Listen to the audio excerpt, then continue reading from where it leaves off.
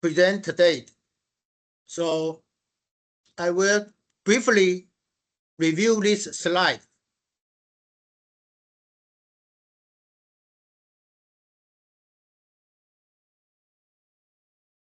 For today's presentation, I expect you can demonstrate your current project status.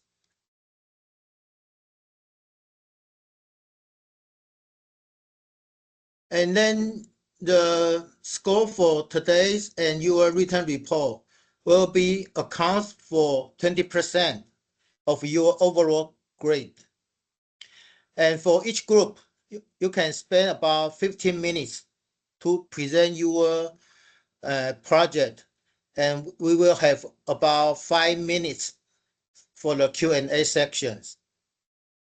After today's presentations, each group should submit a formal report, as I will mention later, by next Thursday. And also, you should upload the individual discussion record to the iLearning.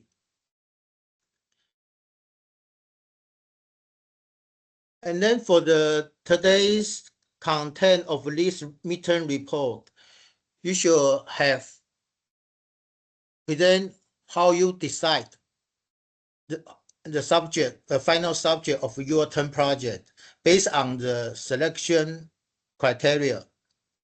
And then if you should apply some sort of choice method, as we have mentioned in previous sections, such as the system operator or ideal final result or trend. Use this technique to find more features for your final project. Also, you should include some sort of literature review or competitive product to compare the functions or the features for your project. More important is the mission statement. After you decide your final subject for your project, you should define the mission statement and the customer needs. This will be the content for today's presentation. I hope you have prepared your content in this, follow these guidelines.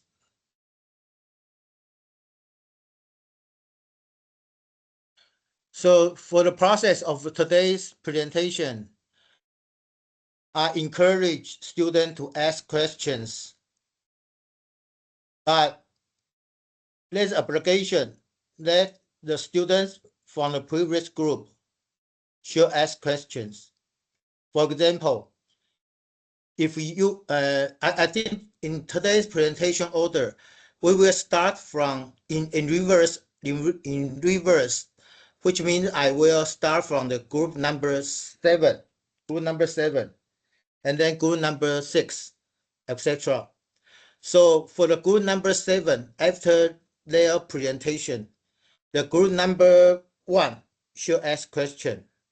And then when the second presentation will be group number 6, so group number 7 should ask question. Do you understand what I'm saying? There's a Q&A section. Students have to ask question, but one group must obligate to ask questions. Okay? Okay. All right. So I think I expect everyone should pay attention to others' presentation. Specifically, the group should ask question.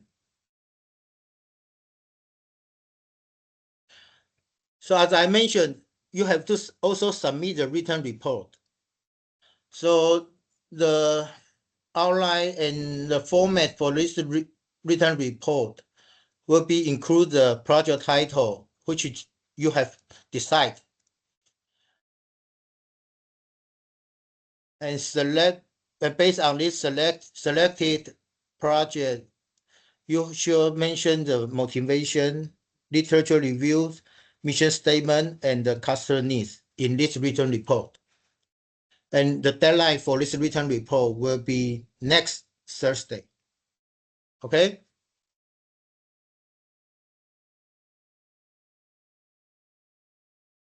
Okay. All right. So for the evaluation for the midterm, I think I will base on these 4 criteria. The first is the correctness of the applied method, rationality of analysis, abundance of contents, and the report presentation quality. Finally, I will remind you that do not suggest a solution today. I just expect to hear how you decide the final subject, and then what's the mission statement of this final subject of your project and the customer needs.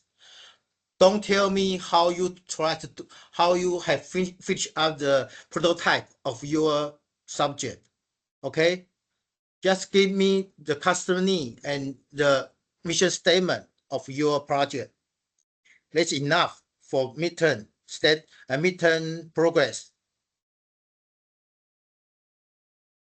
Okay, if any question? No. Okay, if there's no question, we will get started today's presentation. Start from group number 7. So, are you ready? Group number 7.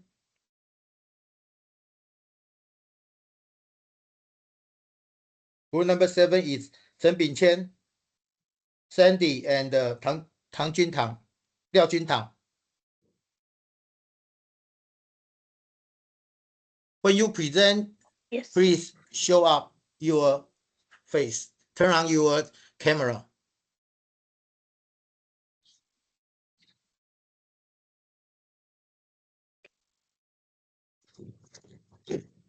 I will. Okay. Then I will. Wait a minute. I will. Okay. Can you hear me? Yes. Wait. I will stop my sharing. Wait a minute.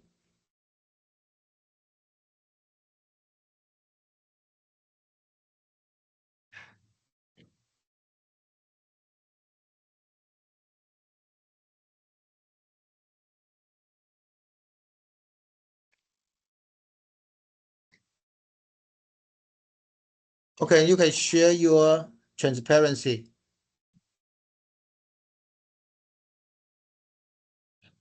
Can you see the slide?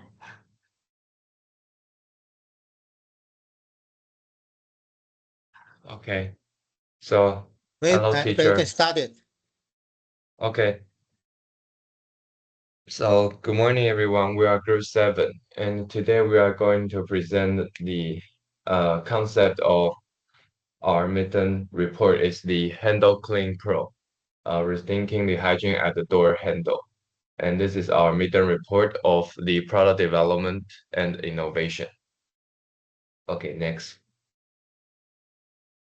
So this is our agenda. We will go through our presentation through the through 8 sections. First is our project motivation. Second is the initial ideas. Third one is the imitate but improve. And for the fourth part is the literature and the patent review. The fifth one is our trick application. Six is our customer needs and research. And 7 is the concept and the mission statement. And the last one is the status and the next steps. Okay, next. So this is our project motivations. Our project focus on improving hygiene at door handles, which are high contact service in shared environment. Even after the pandemic, many users still skip Sanitization requires extra effort. Existing solution only cleans the surface, only sanitize the users, or require expensive replacement systems. Therefore, we identified a gap for the low-cost retrofit solution that product both the handle and the user's hand. Okay, next.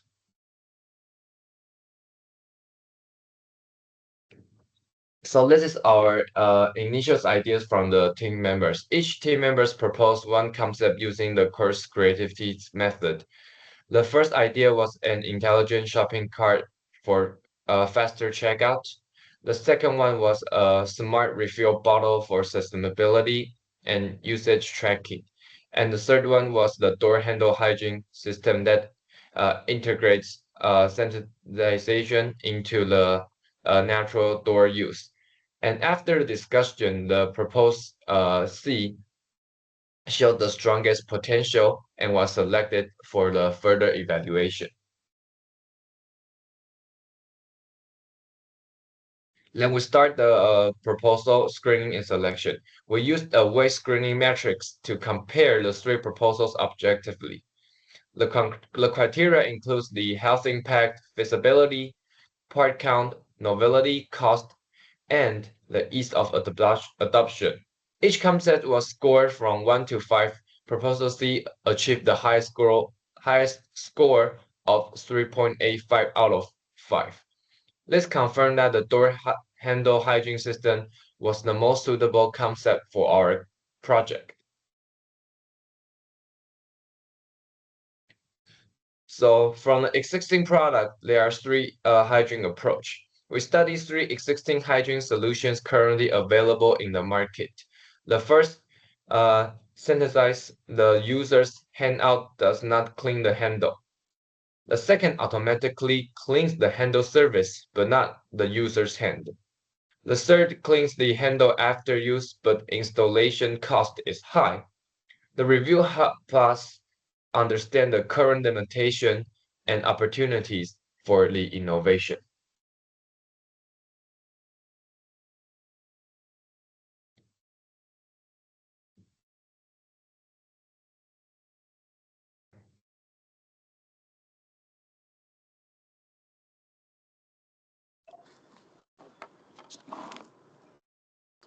Okay, next one.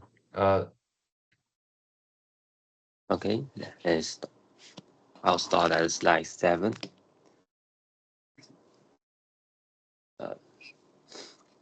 This product dispense sanitizers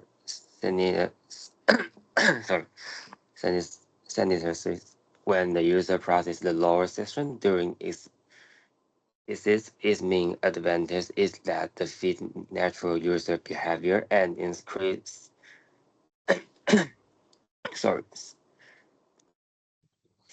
sanitizers usage significantly. However, it does not clean the handle surface itself, so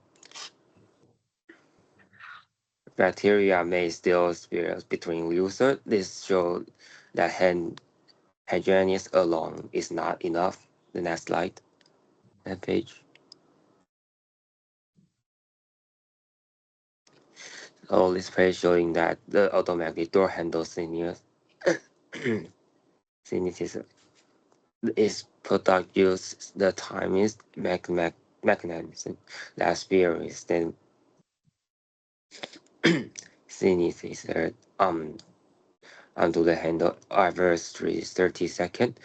Its main benefit the automatic cleaning of the handle surface without user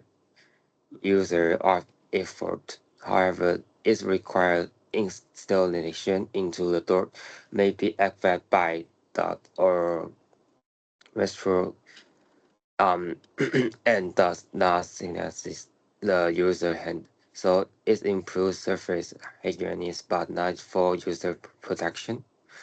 This slide, next page. So this system refers sanitizer during use and after the handle is released. The slide rotated through the clean pad. Is the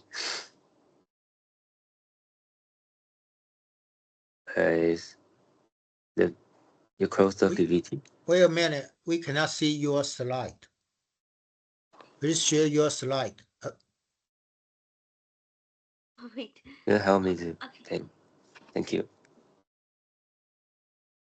So we start there. Okay. This event is rigorous cleaning after each use, which help maintain hygiene between users. However, its need for handle replacement and has higher costs. This make advancements more difficult in existing building.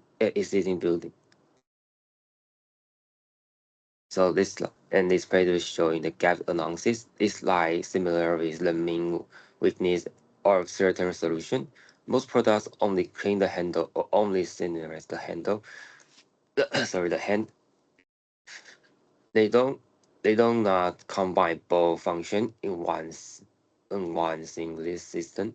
Therefore, the markets need a dual handling hygienic products that work naturally during door used with low maintenance and easy installation.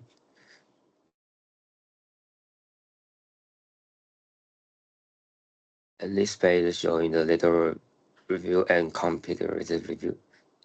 This table compares three products against our main requirement and prove clean scenarios at the hand but not the handle surface. Also, the auto spheres clean the surface but not the hand.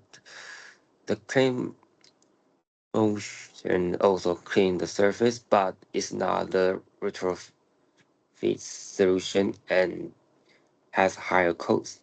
As soon as the table, no product meets all six criteria simultaneously. This confers the opportunity for handle clean pro. And this paper showing the potential review, patent review. Sorry. This table summarizes the 5 related patents and their limitation. So patents focus only on the sparing the disinfecting of on the surface with other only scenarios. User hand surface design also require replacement of the forehandle or the motorized system. The final rule conclusion shows that no existing patents combine handle clean, surface clean, retrofit, retrofit installation, and perceived operation. This support is not the of our concept.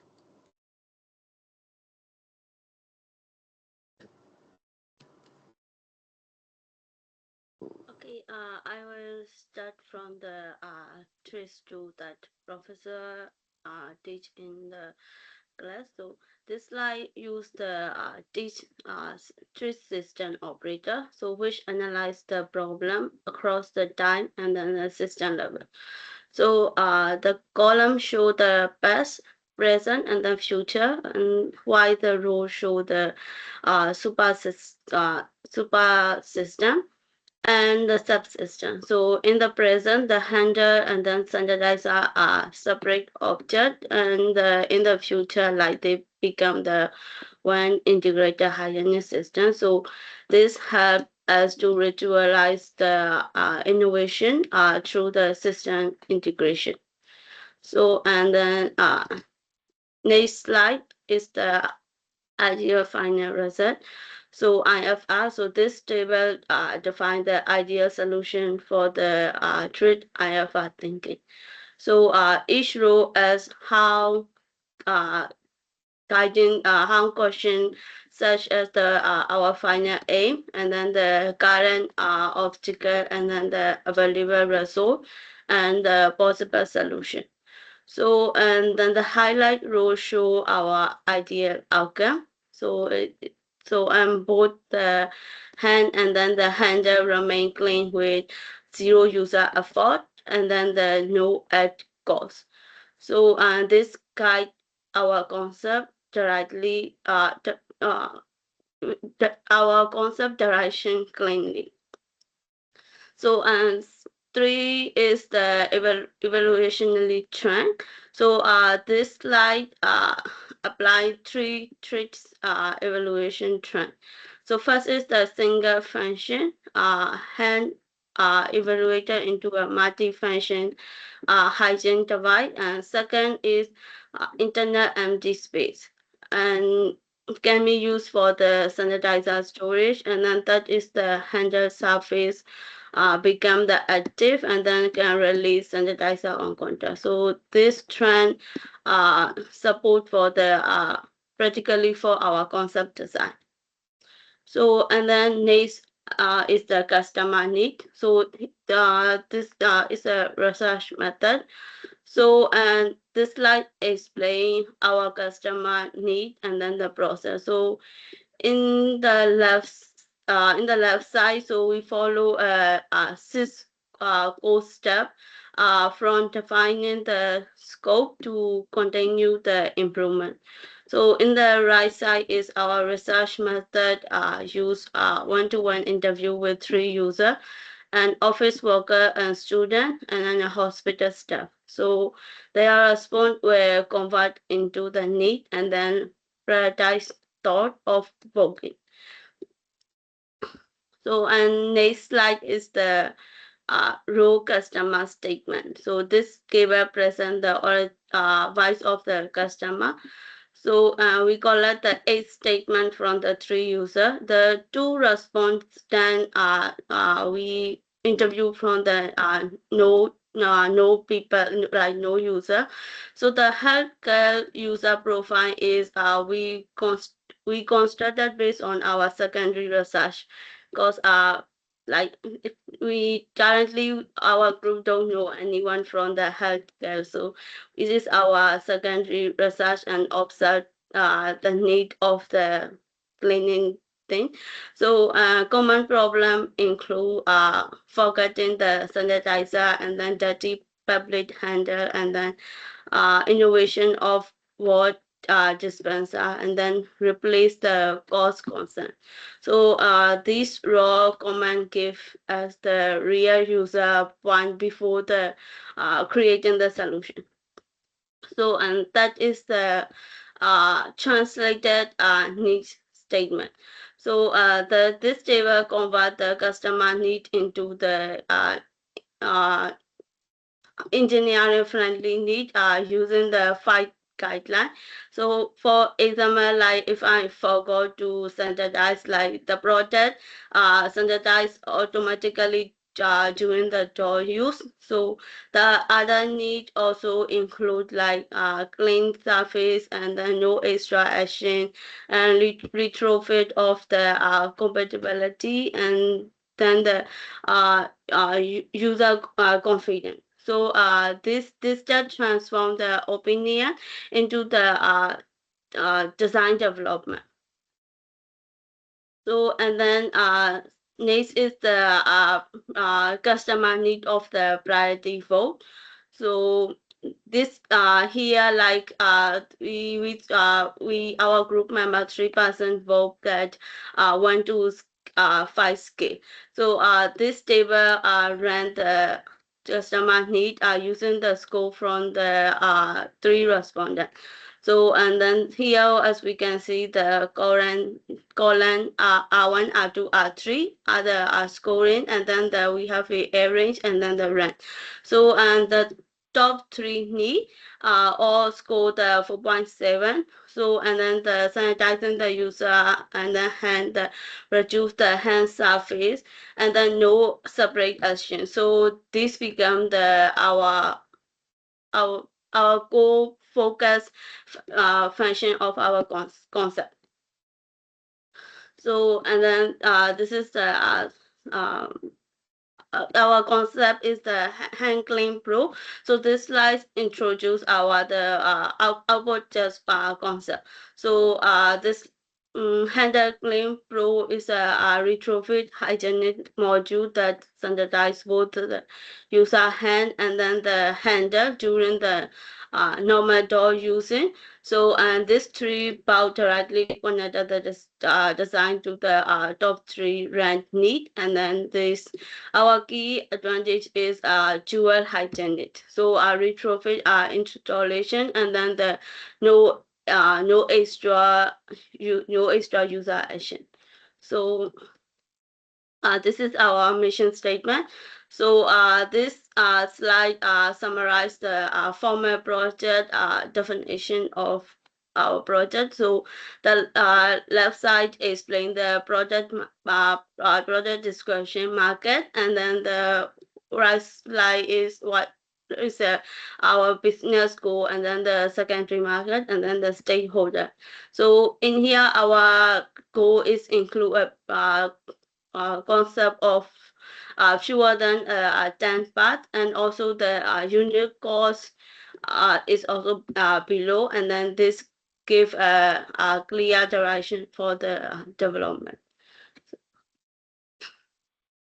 So, and then here is the our current state. So in now, like we finished the project motivation and the customer need, and then the 5 guideline we applying to the need of the statement, and the left side is the step that maybe in our future direction, or we are going to do in the future. So this show our project like a steady progress toward our the final project. Thank you very much.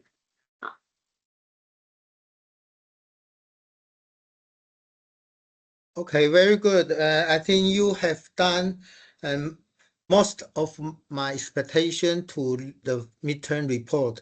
So any question from students, especially from group number 1? I would like to ask how the matrix number for product selection are derived.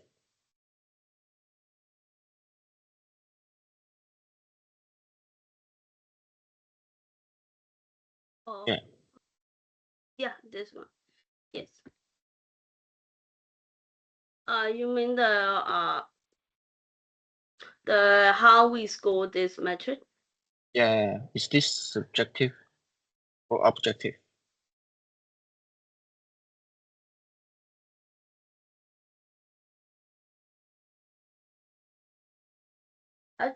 Actually, like this metric score is we three decide, and then we just go based on that.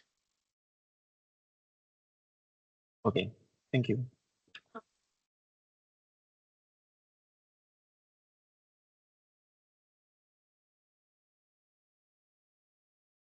So any other question?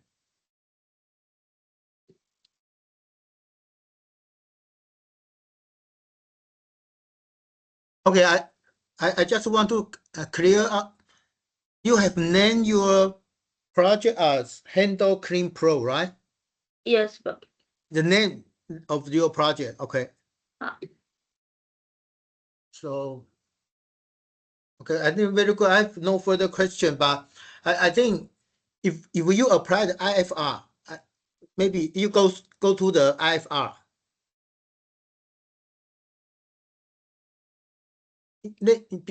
When you apply this method, you should in the following discussion in your group, you should discuss how to achieve this goal based on the analysis here. Okay. yes, okay. Okay. So, and then you might encounter some problems when you want to reach the ideal final result. Then you should try to solve it after midterm. Okay, that's what I expect you guys to do, right? Okay. Okay, then thanks for the presentation from group number 7. Next.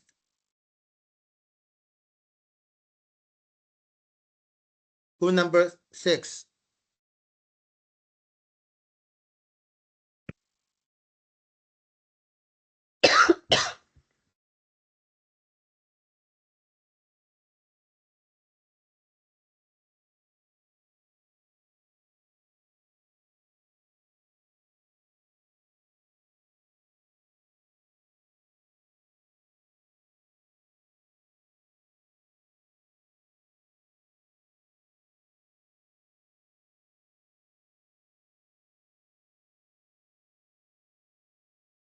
You can start it whenever you are ready.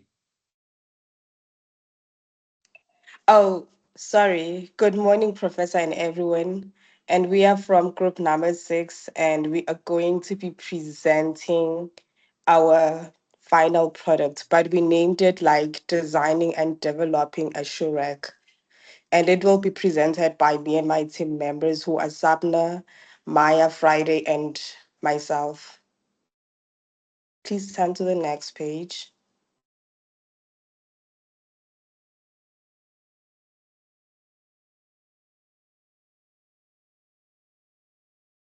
Please open the next page.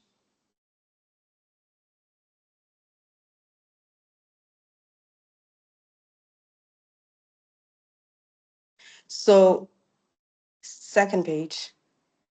So we have our outline here, whereby we are going to talk about the initial ideas that we had before, and then we will talk about the proposed selection and refinements that we had to take in order for us to come up with the final products that we are going to choose as team members. And then we talked about techniques applied and selection criteria, and we used the trees method and mission statements. And we are also then going to talk about the customer needs and comparison review that we had. Can you open the next page? So with our initial idea, so when we started, we had different ideas from different members. So the proposed one that we had was the cup with a strip. It's the white one that whereby you are from buying coffee, you just feel like you have a lot of things that you're carrying and you need something that can assist you to carry your cup. And the second one was clip-on cup holder that you can put it on your table whenever you are studying in order to make sure that it doesn't mess up with your laptop or your papers whenever you are having a busy schedule. And the second one was the Dex Age charging ports with cables in order to avoid the time whereby you have a messy table and a lot of cables on your table or on your plug and you find out misplacing other things. And the last one that we had was the shoe drying rack. And that we actually evaluated by looking at that we are in Taiwan, and most of the times it's rainy, and you find yourself having problems with having to wear wet shoes. So we selected the shoe drying rack. So the reason why we selected it, we tried to look at our weather in Taiwan, that it is so humid, and to clear the gap in existing products that we have, that we always use a hair dryer whenever we have wet shoes. So we tried to find a way that it could be cheaper and more convenient for people. And the airflow and ventilation in normal rigs, that we don't usually have ventilation, and you find out that you have mold on your shoes. And then the drying heater are expensive and not always suitable for people, especially as students we live in small apartments or in dormitories. And can you please open the next one, Sapna? So then we had the selection criteria and refinements. So I will just talk about the concept selection. Our team implemented a structure of screening process to evaluate the initial product portfolio, which included a cup and a strip and a cup holder and a desk age charging pocket against in the shoe rack. And each concept was filtered through three primary performance indicators to ensure the highest probability of success. So the first one was the technical part. We assured that the engineering requirements and focused on designing with high material.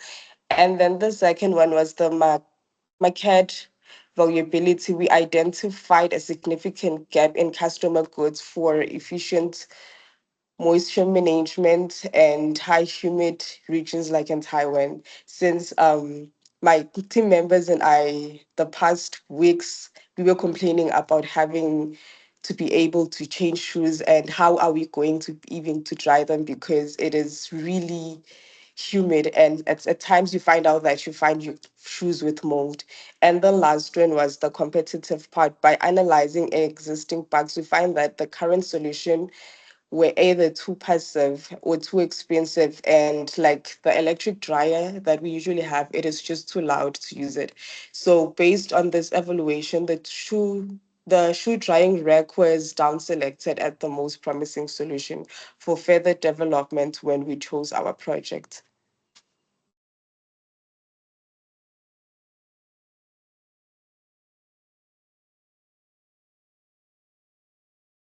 Sebna?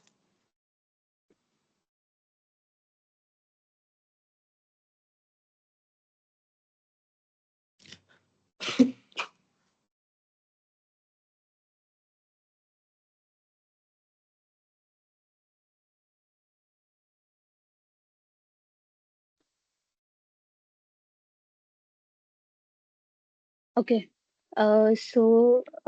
This slide basically shows how our team improved the original idea after selecting the shoe drying rack as the final concept.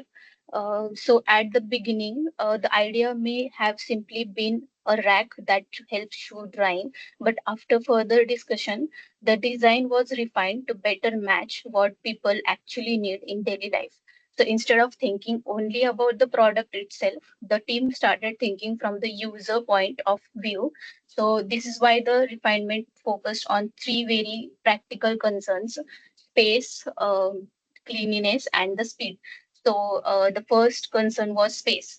In many homes, especially in student dormitories, apartments, or in a small rooms, people do not have extra room for bulky household items. A product may be useful, but if it takes too much space, user may avoid it.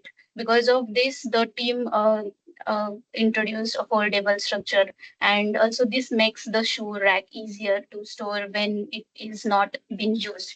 And it also makes the design more suitable for urban living and where compact and space saving products are often more attractive to users.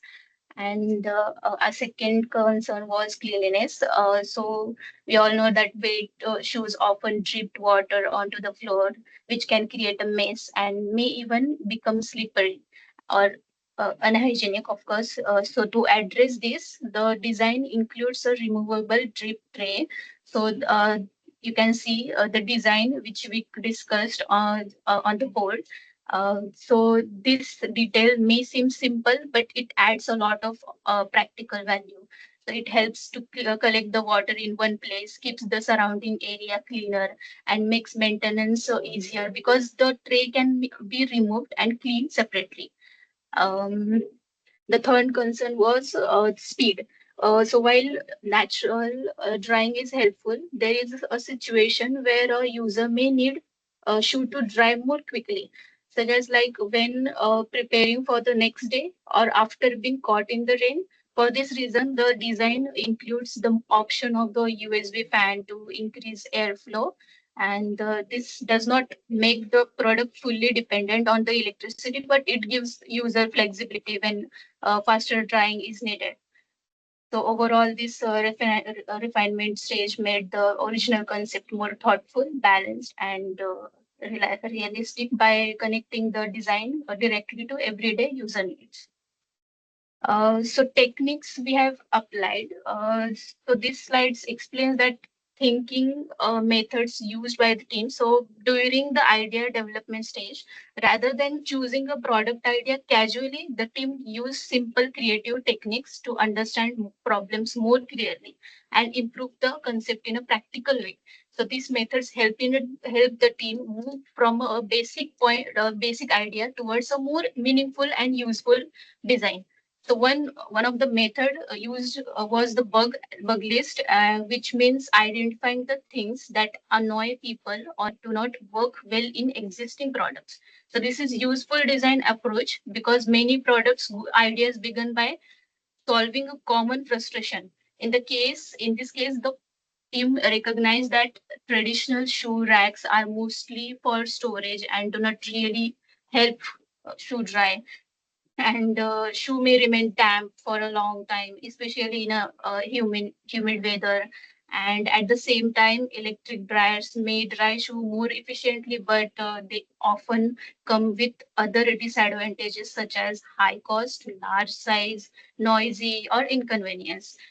So the second method was imitate but improve. This means that uh, we did not try to create a completely unfamiliar product from the beginning. Instead, they started with something people already know and use, a shoe rack, and then improved its functions. So this is often a smart design strategy because it keeps the product familiar and easy to understand while still adding new values. And what is the important in the slide is that it shows the project was not based only on an imagination but on a simple design process. And we looked at existing products, observed what people already use, and then developed a better version. And this approach makes the concept more practical because it is based on real user difficulties and realistic improvements.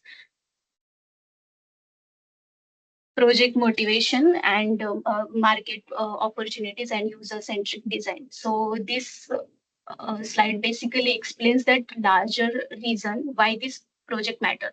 It moved beyond the product feature and focuses on the real world problem behind the idea. So the motivation of the project comes from the fact that wet shoes are common issue in place with humid air, rainy or the unstable weather. So this highlights that this is not only a convenience problem. Damp shoes can lead to bad odor, bacteria, and poor hygiene. So in some cases, wearing wet or poorly dried shoes can also affect comfort and foot healthy. So because of this, the problem is broader than simple storage. It relates to cleanliness, health, and the overall quality of the daily life. Another important point is that market opportunity. The team we are organized that current products do not fully solve the problem, and traditionally methods are too passive. And while powered drying products may too expensive and of course bulky or inconvenient for regular indoor use. So this creates a gap in the market for product that is simple, affordable, and practical. And also, this slide shows that the project is meaningful because it responds to a common problem and offers practical user value and has potential relevance in the real market.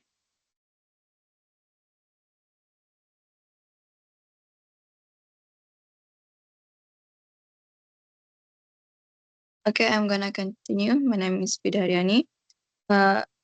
Here we have the problem, the wet shoes in and rainy and humid weather in Taiwan.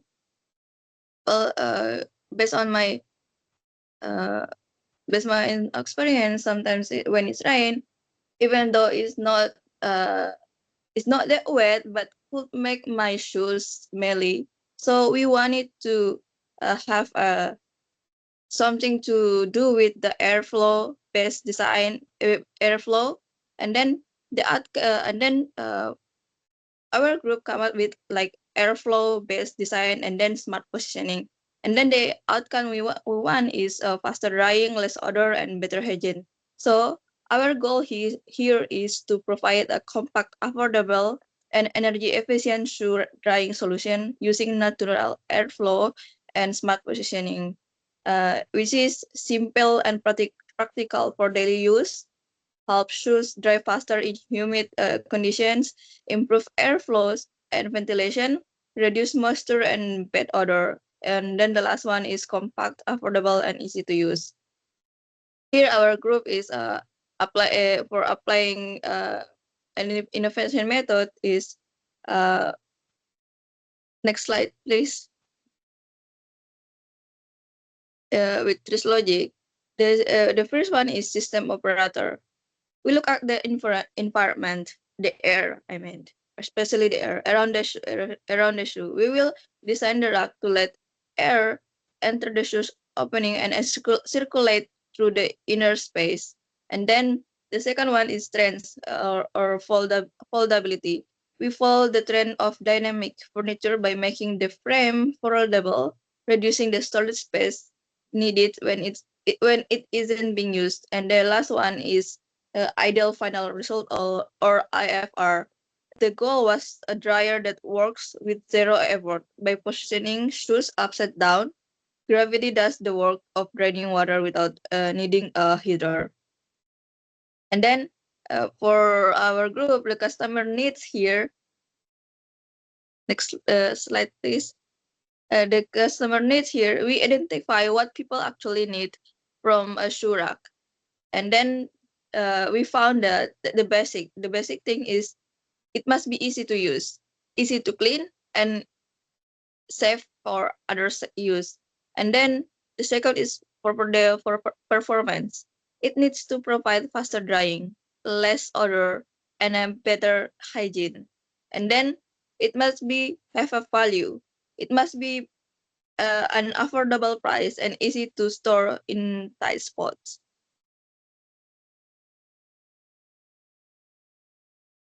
And then the next one will be presented by my friend, Mayor. Okay, so this slide shows a comparison between existing product and our proposed shoe drying rack. So here we can see the like ordinary shoe rack, electric shoe dryer, and the proposed shoe drying rack. So starting with the ordinary shoe rack, their main function is only storage. They do not provide any drying support or airflow improvement. Because of this, shoes can remain wet for a long time, especially in humid environments, which can lead to odor and hygiene issues. And the next is electric shoe dryers are more advanced because they provide active drying and improve airflow. However, they have several drawbacks, like usually consume high power and more expensive, and their design is less portable.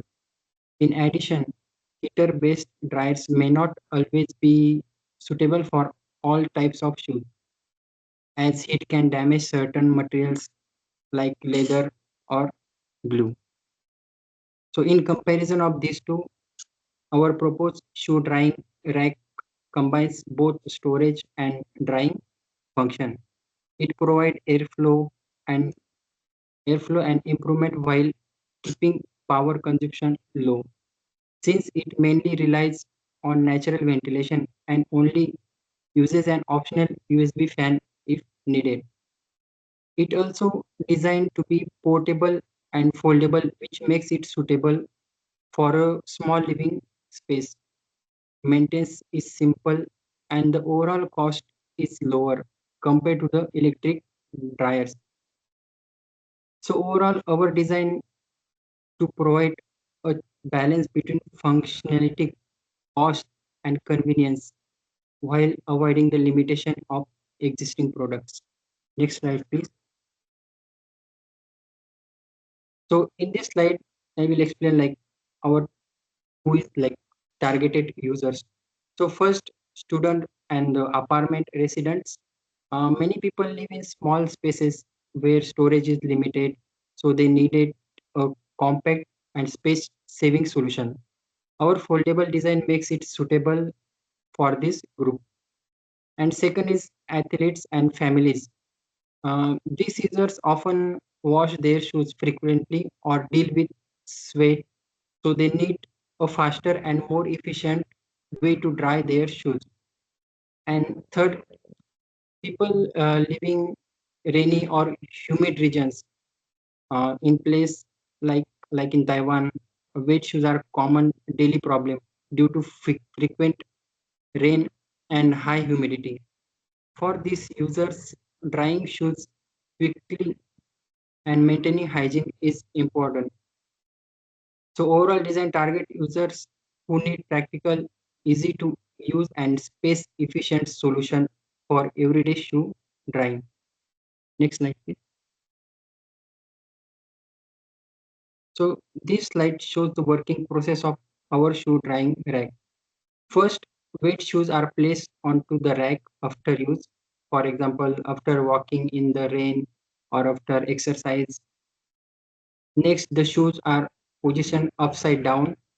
This is an important step because it allows water inside the shoes to drain naturally using gravity. Then the water drips downward into the tray at the bottom, which helps keep the surrounding area clean and prevents the water from spreading. At the same time, the air flows upward into the shoes. This airflow can come from natural ventilation and it can also optional supported by a small USB fan when faster drying is needed.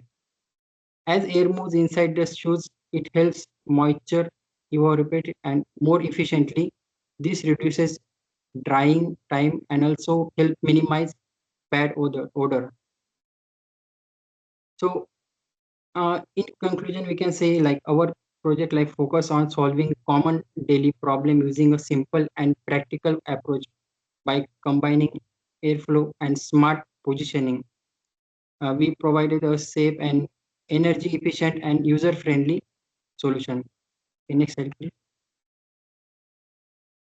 Okay, thank you for your attention.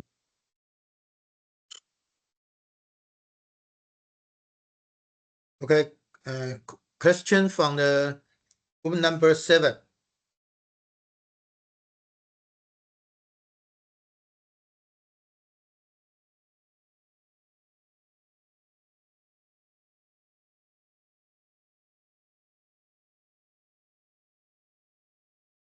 Room number 7.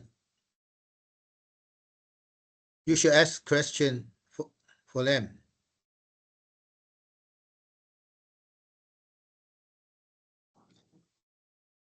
Can you go to the slide? I think it's page 5, the proposal refinement.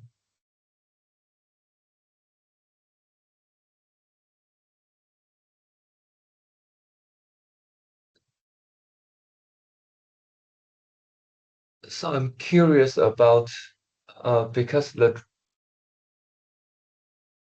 about the right figure, can you explain more about how the shoes are how the shoes can be placed on the tubes because the figure seems that the shoes are flying on the tubes.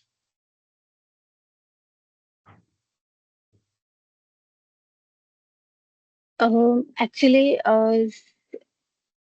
the design we just discussed, it's not a final, like we only discussed how we are going to solve the problem and how. So the shoes, the tube that are the tubes can be foldable. So if you wanted to tie your shoe, then you can remove the tubes, whatever kind of. So and you can just put in the wrong direction, like Okay, it's a thank hook you. to hold the shoes.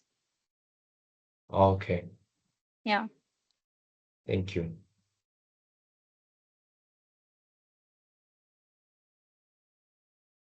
Any other question? Yes, Professor. Like, I don't remember the slide, but I think you mentioned about the mold and then bacteria of when cleaning the shoe, like previous method. So, did you put any like criteria or thing that can fit in your product or proposal?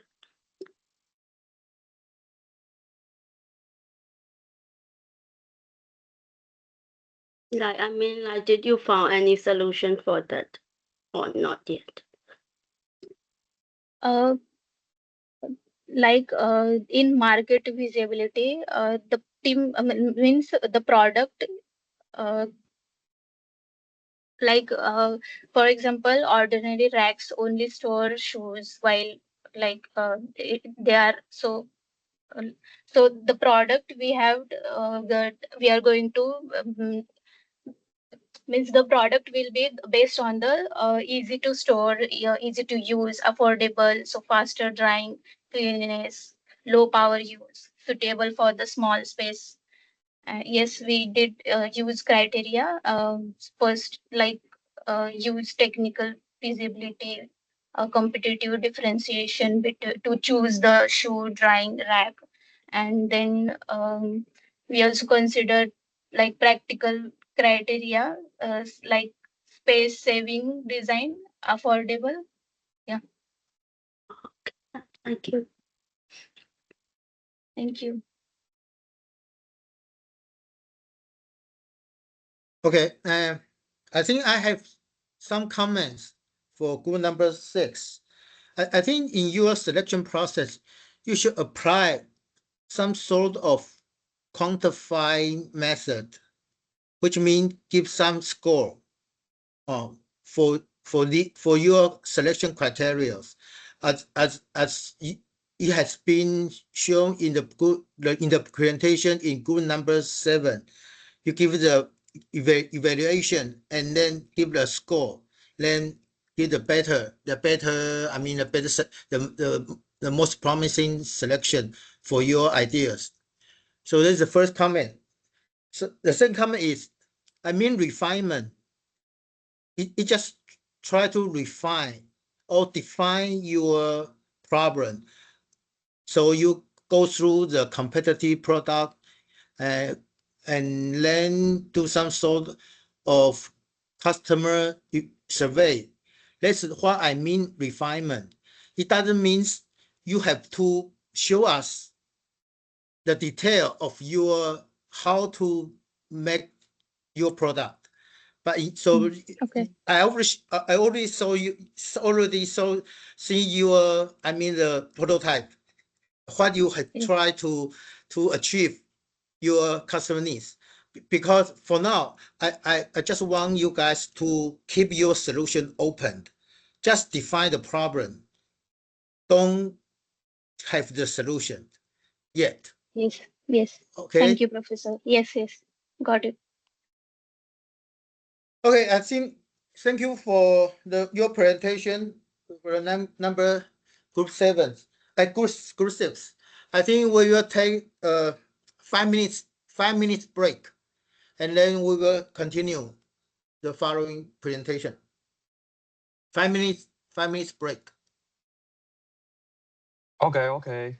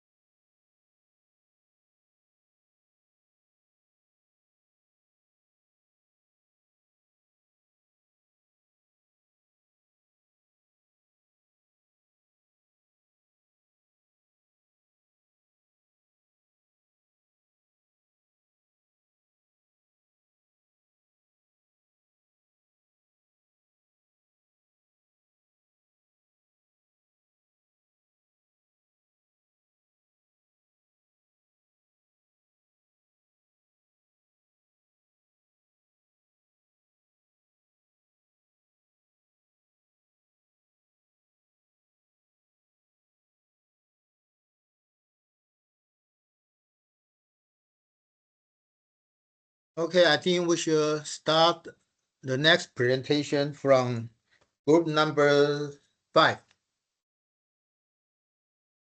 You can start it whenever you are ready.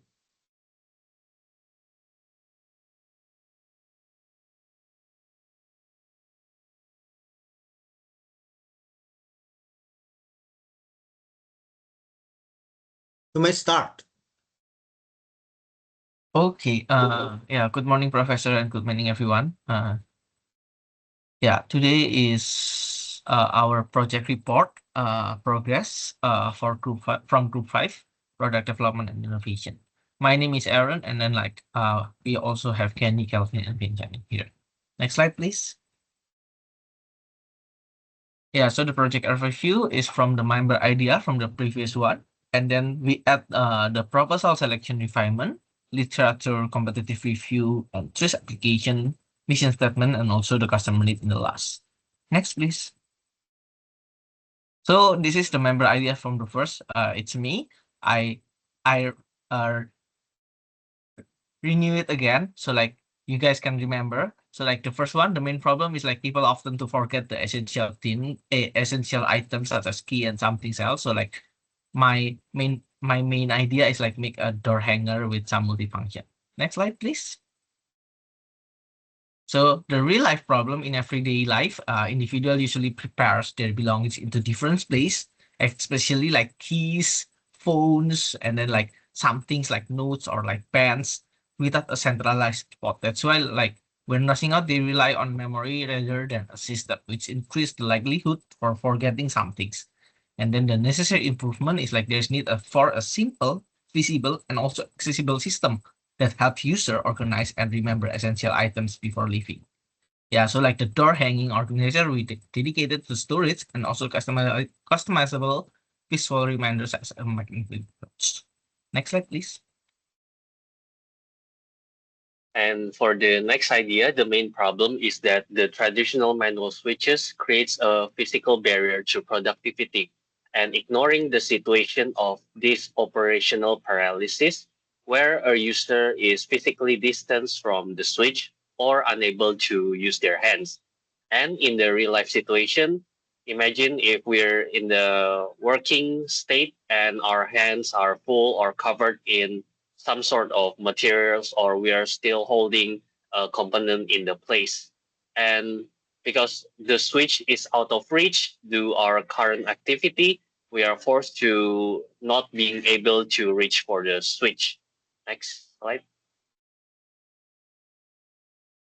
And for the necessary improvement, we need to move from physical contact to using acoustic triggering. And the sensor must distinguish a deliberate clap from background noises. And to improve the device by converting the room into a potential interface.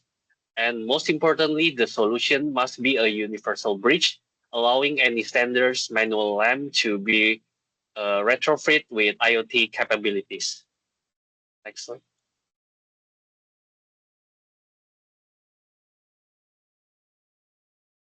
For the third idea, the main problem is the lack of chain of custody accountability. So this current fragile labeling is purely advisory and lack of feedback mechanism. So we frequently notice that the external package remain intact, but the internet component is shattered or displaced due to high velocity impact. And for the real life situations, I often ship a fragile item protected by the heavy duty foam, but with the fragile stickers, but the box when I receive the box, it look perfect and from the outside, but there is the product inside actually is broken. So we don't know which in which situations the product is broken. So that's why we don't have accountability, and 100% of the financial loss is burden to us. Next slide. For the necessary improvement, so we need to have a transition from the advisory to evidence based. So we have indicators that prove that provide the proof of mishandling. And the second is the detection of the shocks is improved to in measuring the G-force impact by that bypass the foam padding. The third one is the irreversible visual trigger. So we have a permanent memory feature in the box. And the fourth one is the calibrate sensitivity, that there is some kind of sensitivity for each impact. Next slide. Okay, so for the last idea for this group is the anti-mouse corner spacer. With a spacer product placed for the corner of the rooms to create tiny airflow gaps. And the main purpose is to reduce the trapped moisture that can lead into mold. And this is especially relevant in Taiwan because where indoor is very humid and often high, especially during the rainy seasons. And the main problem in that the room corner have airflow, so the moisture can stay trapped and become the hidden source of mold. In real life, this often happens behind the furniture or toilet corners. At first, it looks normal, but over time, bad smell, stains, and mold can appear. And the needed improvement in prevention is not just cleaning mold after it appears, but anti-mold corner spacer should create a small airflow gaps, reduce hidden moisture, and work precisely without electricity, and be flexible enough to offer the different room conditions and such as bedroom, kitchen, and storage areas. Next, I'm gonna explain more about the proposal selection and then refinement. Next slide, please. So first, to ensure a balanced evaluation of a product idea, we employed the swing weighting method. This process quantifies the relative importance of each criterion by measuring the value gained when moving through a worst case scenario to a base case scenario. So first, we're gonna define the ranges. The first step is involve establishing a clear definition for each criterion. By defining from the worst case 0 and then the base case 100, we remove the ambiguity.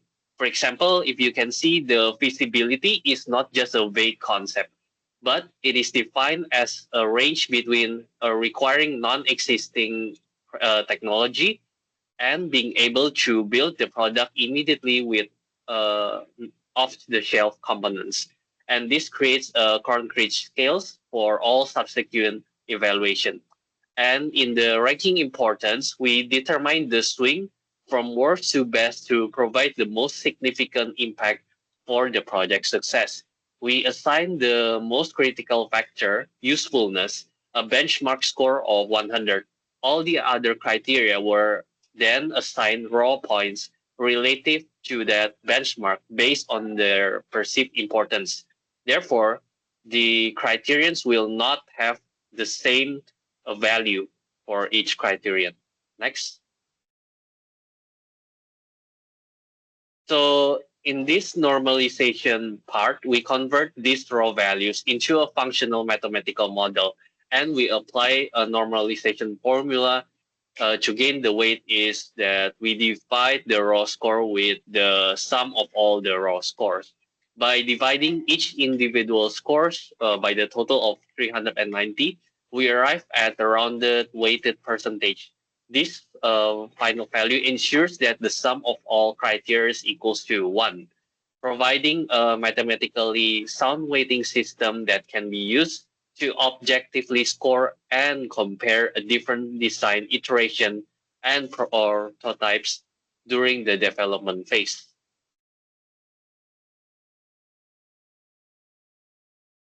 Okay, next slide. Yeah, from the rounded weighting, we make into the selection criteria. So this is the matrix of the selection criteria. From the rounded weighting, we saw before in the previous slide is like usefulness is like 0.26. It means like 26% for the weighting and so on until the easy of use.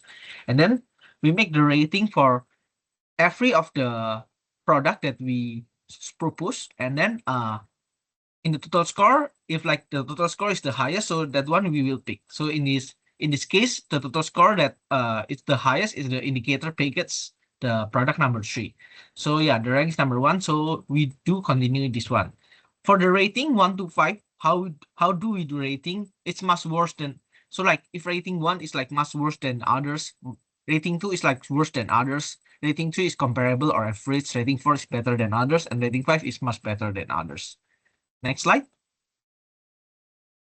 So our final decision product is an irreversible calibrated visual shock indicating device attached to packaging that provides definitive change of custody evidence for concealed shipping limits. Yeah, that is the indicator stickers. Next slide, please. So next we're gonna move to the literature, the competitive review, and the TRIS applications. So the first TRIS applications is our system operations, which is the 9 windows. So why we choose 9 windows for this method and for this project? Because it's the complex logistical problems often span on multiple locations, time, and physical layers. The 9 windows methods force us to map the problems occur at time and the system levels. And the result that we expect from this TRIS application is that the 9 windows act as a diagnostic tools by breaking down the timeline and physical governance. The expected result is the precise identifications of the blind spots, the exact moment and physical locations where chains of custody accountability is lost. Next slide. So here is our 9 windows. So through the analysis, the root of cause of the accountability loss, we apply the 3 system of operations method to observe the packaging across time and system level. So we have past, present, future, and subsystem and supersystem, system and subsystem for these 9 windows. And for the analysis, the 9 windows analysis reveals that the failure of the accountability occurs in the present systems windows because the exterior box flexes and hides the impact. The carrier at the future or future supersystems level has plausible deniability.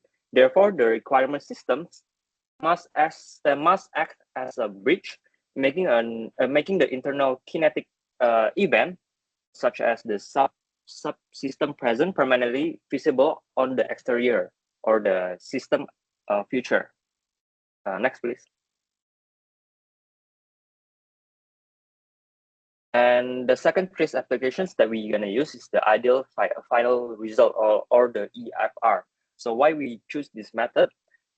First, the project guidelines indicates that we must identify needs without suggesting a specific physical tool solutions. The IFR method is designed exactly for these constraints. It asks us to define a theoretical state where the system performs its function perfectly with zero cost, zero space, and zero harm. From this IFR, we expect to establish an ultimate conceptual benchmark rather than anchoring our thoughts to existing technologies. The expected result is a pure definition of what the system must achieve functionally, unburdened by current manufacturing realities. Next slide. So to further define the customer need without a prematurely committing to a specific mechanic solutions, we established the IFR for these problems. In TRIS, the IFR is theoretical state where the system performs its function perfectly with zero cost and zero harm, zero space. So for our EFR, the fragile item itself actively and irreversible informs the receiver that it experienced a lethal G-force impact while adding a zero cost to a packaging process and requires zero human interventions. And the needs for this IFR, because the fragile item themselves cannot magically communicate their internal state, and through $0 cost, the system is physically impossible. So our proposed project must serve as a closest achievable proxy to this ideal final result By analyzing the gap between the reality and the EFR, we extract the following core requirement for our proposed system. Next slide. So here we have four different proposed systems. First is the inherently record. So this is the passive detection for that have a system that do not rely on a human monitoring. And the second is the irreversible communications, that the needs of the tampering proof evidence that cannot be that is permanently changed. And the third is the zero reliance on human handling. And the fourth is the zero additional cost. Next slide.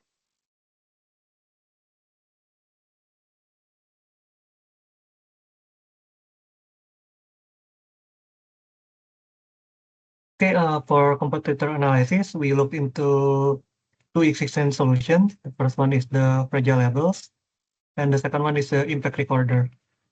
And a fragile label is a simple sticker used to warn handlers that the package contain delicate items. And the impact recorder is a device that can detect the record shocks during the handling or transportations.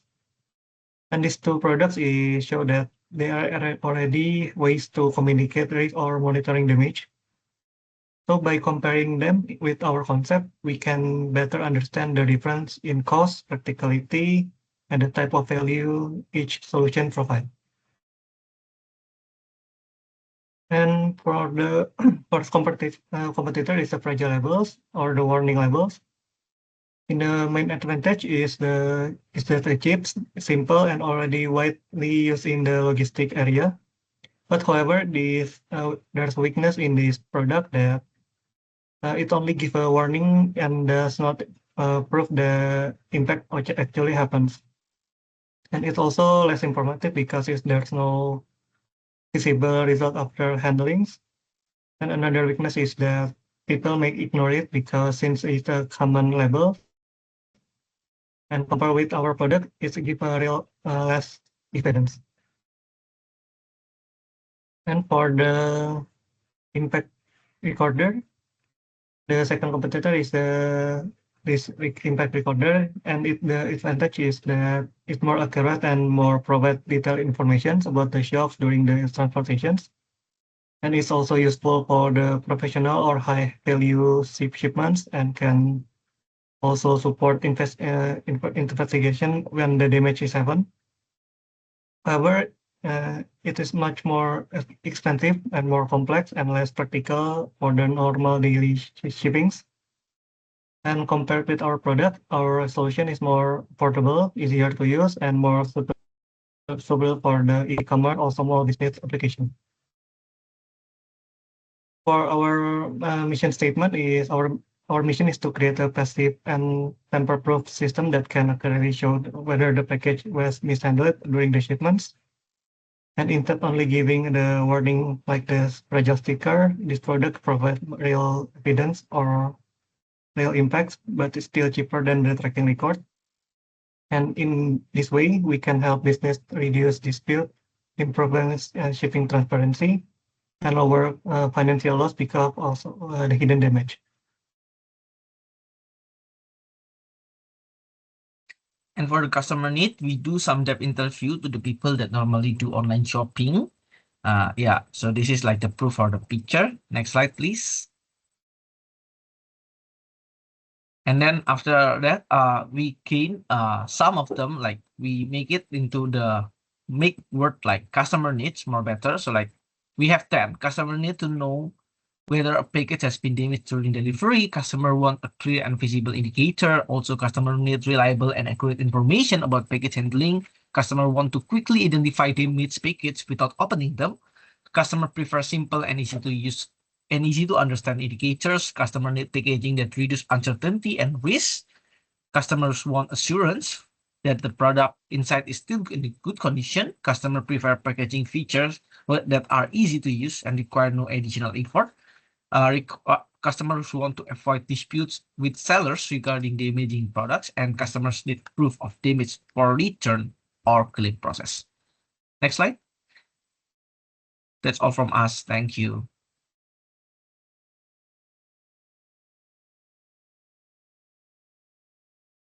Okay, so question from group number 6.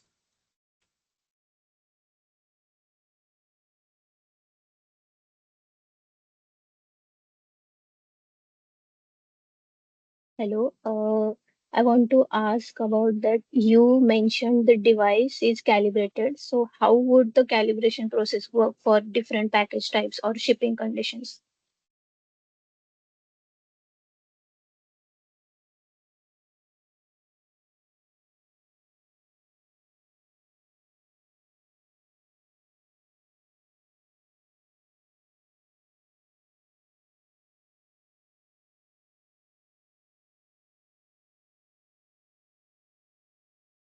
Any response?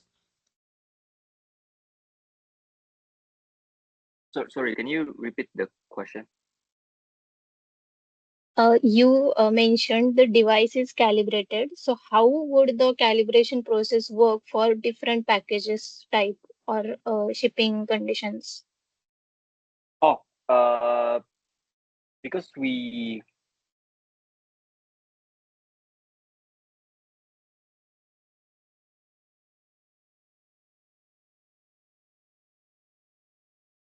for each GeForce we divide it into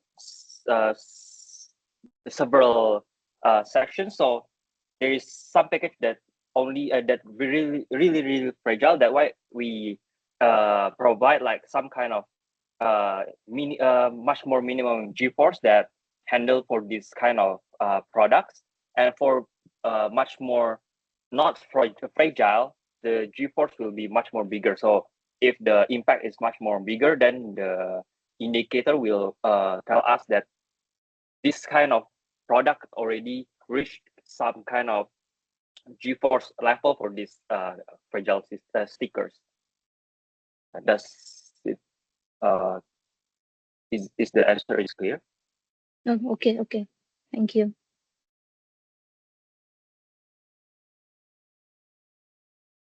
One more thing, like what would happen if the weight change? Like you mentioned that if feasibility becomes the most important factor, then would the final selected concept still be the same or the different? You mean The way that the is, I can explain. As you know, the way that is the highest is usefulness, not feasibility actually. Oh, okay. So the weighting that the highest is useful. Can you back to the slide on the weighting, Vincent? The blue one, swing weighting.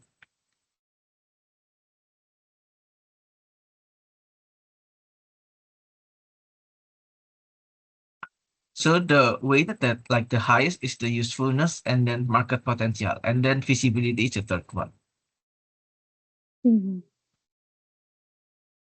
Okay.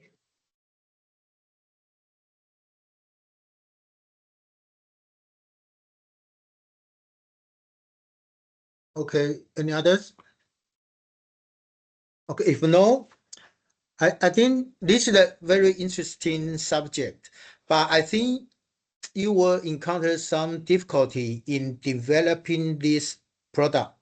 However, you guys can try. I think this is interesting and useful, but you guys can try what difficulty can be solved by through the following section. As we will mention some problem solving technique. Okay, so let's move on to the next presentation. Thank you, Professor.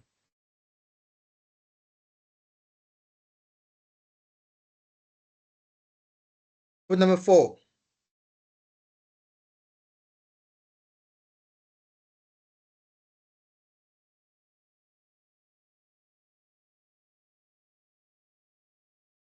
Good morning, everyone. We are group 4.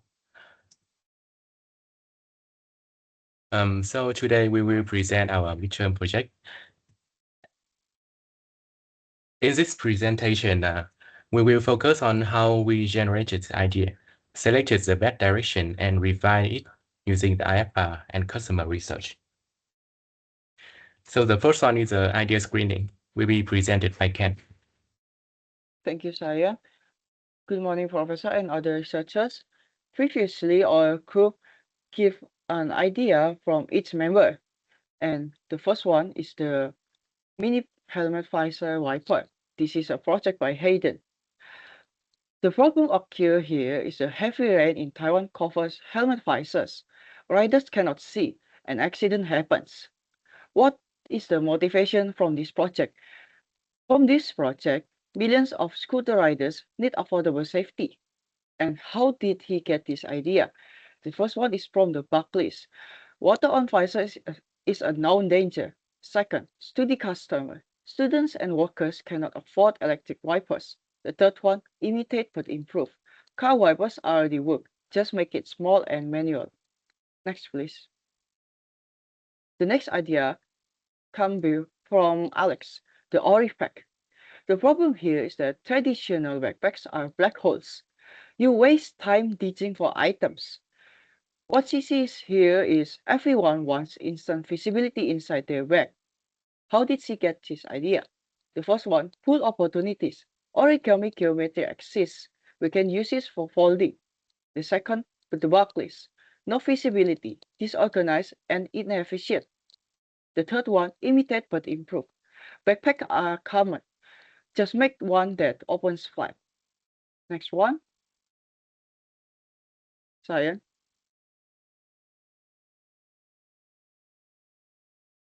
Okay. The fourth one is flashgram, the idea by me. The problem here that kids are addicted to gadgets. Less physical activity, less social interaction. What I see here is that parents want to reduce screen time without fighting with their kids. How did I get this idea? The first one, trends. Gadget addiction is rising. Parents are worried. The second one, study customers. Kids need simulation. Parents need solution. And the third one, pull opportunities. Just use human sensory system, 5 senses. It's already there, just activate it. And the third one, this idea is from Science, 3-in-1 cat litter cleaning. The problem occurs here. Normal scoop drop litter on the floor. You need extra tools to clean the mess. What he sees here, cat owners want one tool that does everything. This idea came from the first one, Buckley's. Falling litter needs extra cleanup and cause frustration. The second one, study customers. Cat owner hate double work. Third, imitate but improve. Scoop already exists, just add containment and a mini room. Those are the 4 ideas from each member. And the next one, next slide please. We have selected our main idea using the weighted scoring method.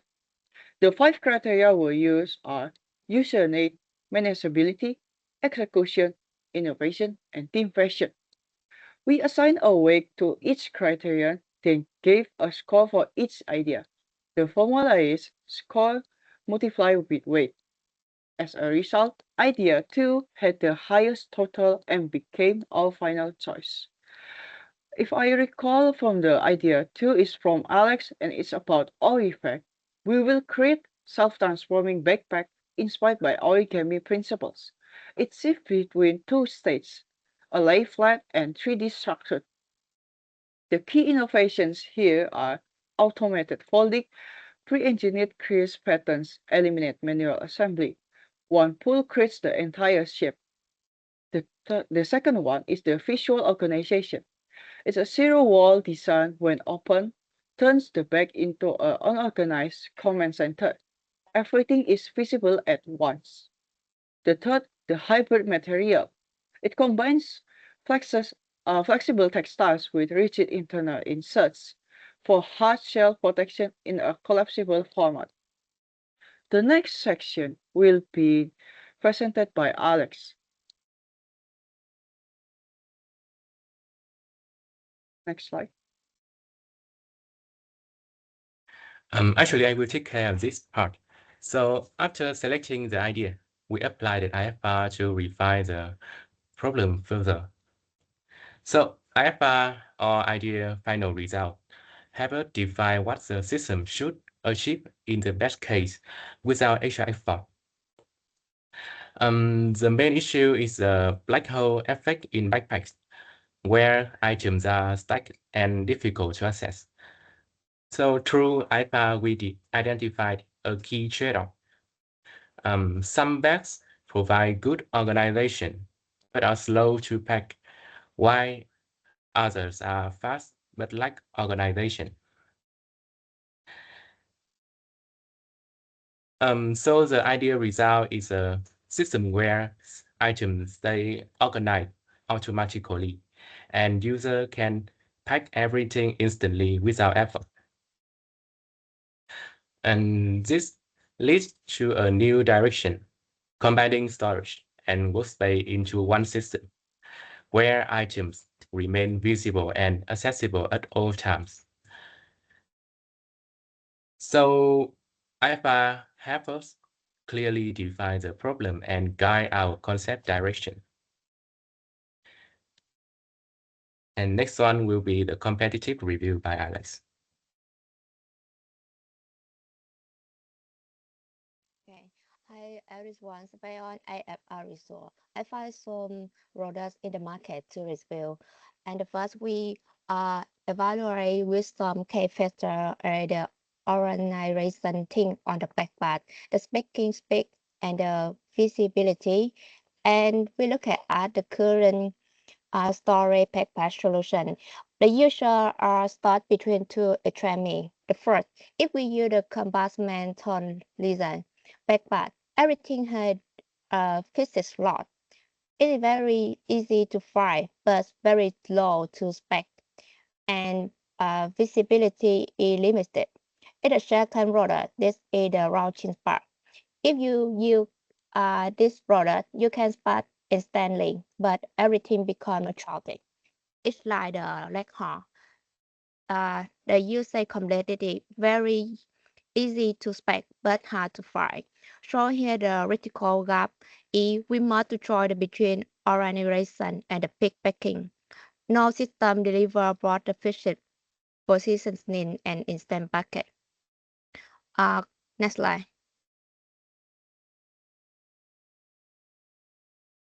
With this competitive review, we define the mission statement. Our mission is to remove the tracker.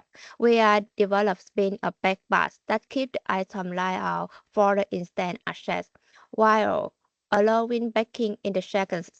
It transforms from the alert to the surface with the full visibility into the normal 3D backpack. With 3K benefit, the first K, adaptive opening, it can fully inform or open the body early for the weak access. The second, on the stay view and the instant lineup, the U item directly on the surface, then collapse it is in one motion. The last one, this is the structural stability, the geometry free block and some inlay. So no shift during the transformation. In the shop, we combine the full organization with the maximum speed, no more let on or the slow backing.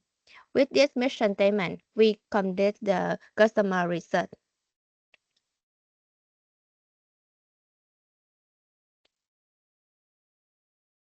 Next slide. Hello everyone, my name is Hayden and I'm responsible for customer research. About the customer research objective, the first one we will want to demonstrate the hypothesis that traditional backpack make it difficult and time consuming to find the item.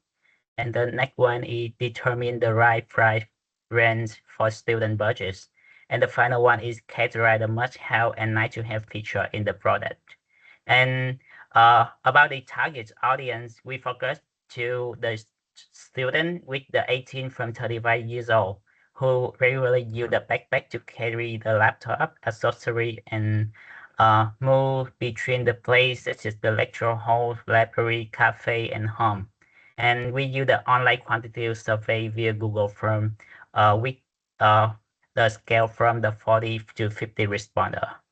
The next one, please. The customer research analysis, most of user take to 30 to 60 seconds, even more 1 minute to find the small items such as keys or headphone.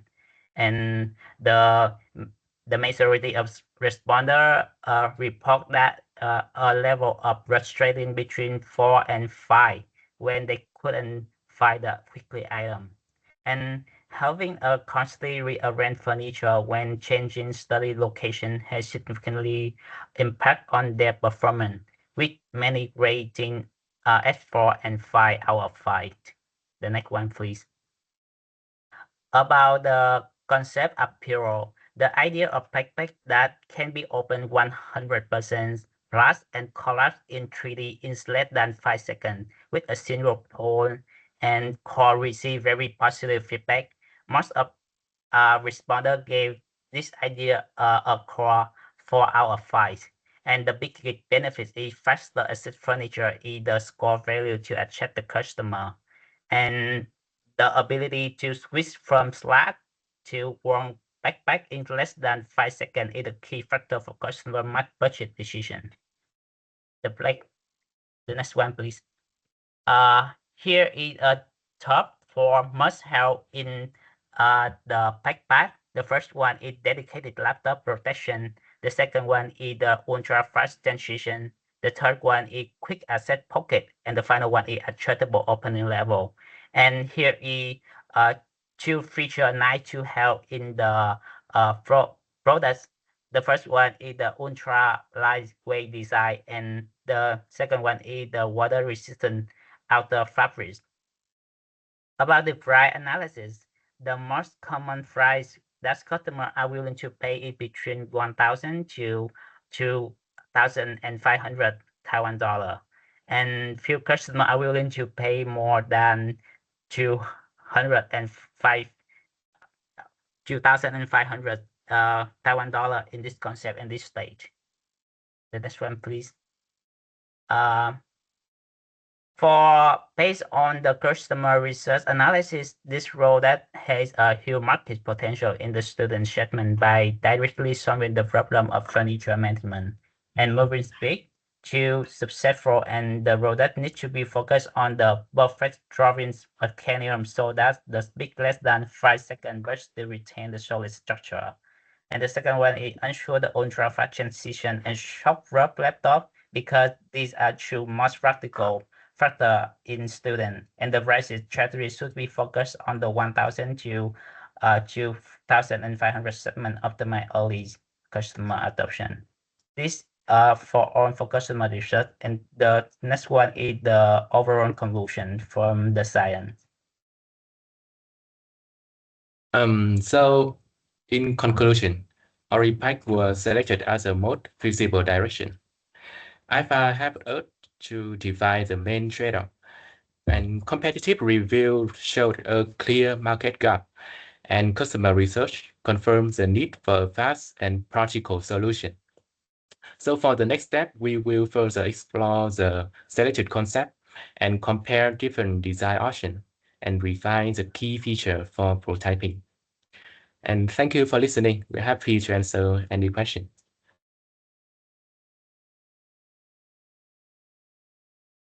I will ask, why were these 5 criteria selected, and why do you consider any other criteria from slide number 7?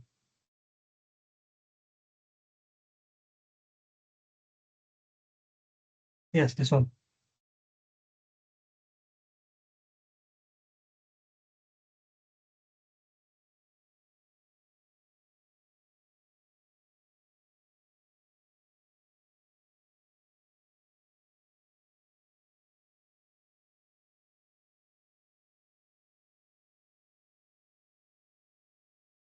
Can you repeat your question, please?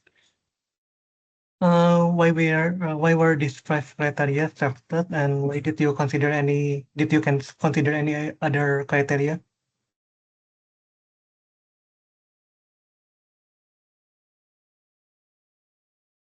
Do you understand?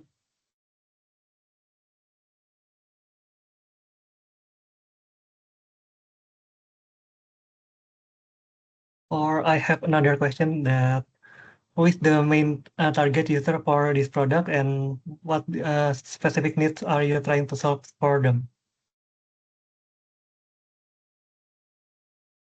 Did you ask for the problem of the main idea? Yep. Oh, the main idea. So about the owl effect, the problem here, okay. The problem here is that traditional backpacks are black holes. You spend too much time to dig into your backpack to see for the specific item you are searching for. It wasting your time. And of course, everyone wants instant visibility inside their backpack. That's our main problem for this project. Okay, thank you. And I also want to ask a question. You guys like define also in the back that like adjustable. Can you go to the almost the end of the slide? The back one. Previous one. You say adjustable. No, the next slide, please. Next slide. Thank you. You say adjustable opening level. Can you explain like what kind of adjustable opening level? Because I hear your presentation also like I got the dedicated laptop protection, I got the ultra fast transition, I got the quick access pocket, but I doesn't get the adjustable opening level. Can you like explain what part that it can show that adjustable opening level?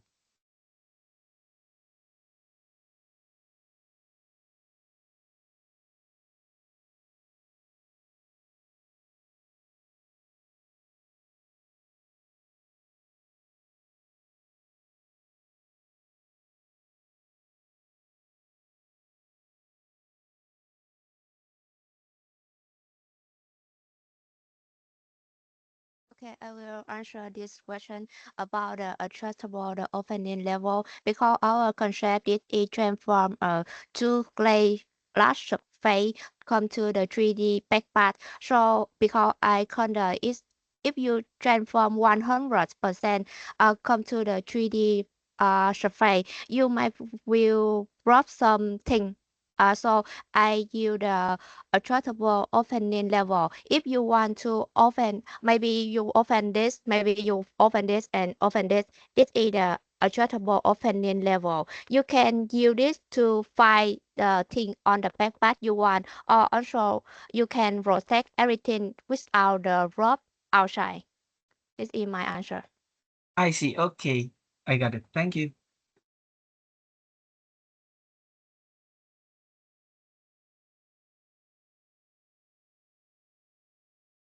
Okay, I think in your last slide, you guys already had previously. Yes, okay. I think you guys already have a conceptual design of your this backpack, but I think there probably some detail you have to solve because you want to open it and as well as organized. There probably some conflict in these requirements. Yes. So I think in the following, you should focus on how to make organized and make easy to open. I think there will probably some difficulty to achieve both features.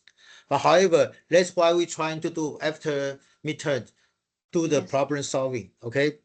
Okay, thank you, Professor. But I think this should not be your final design, right? Okay, this figure.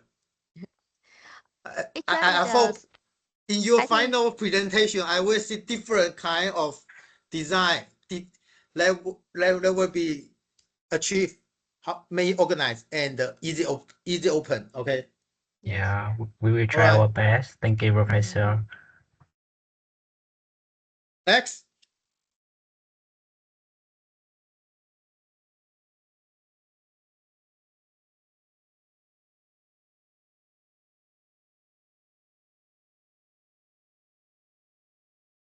Group number 3.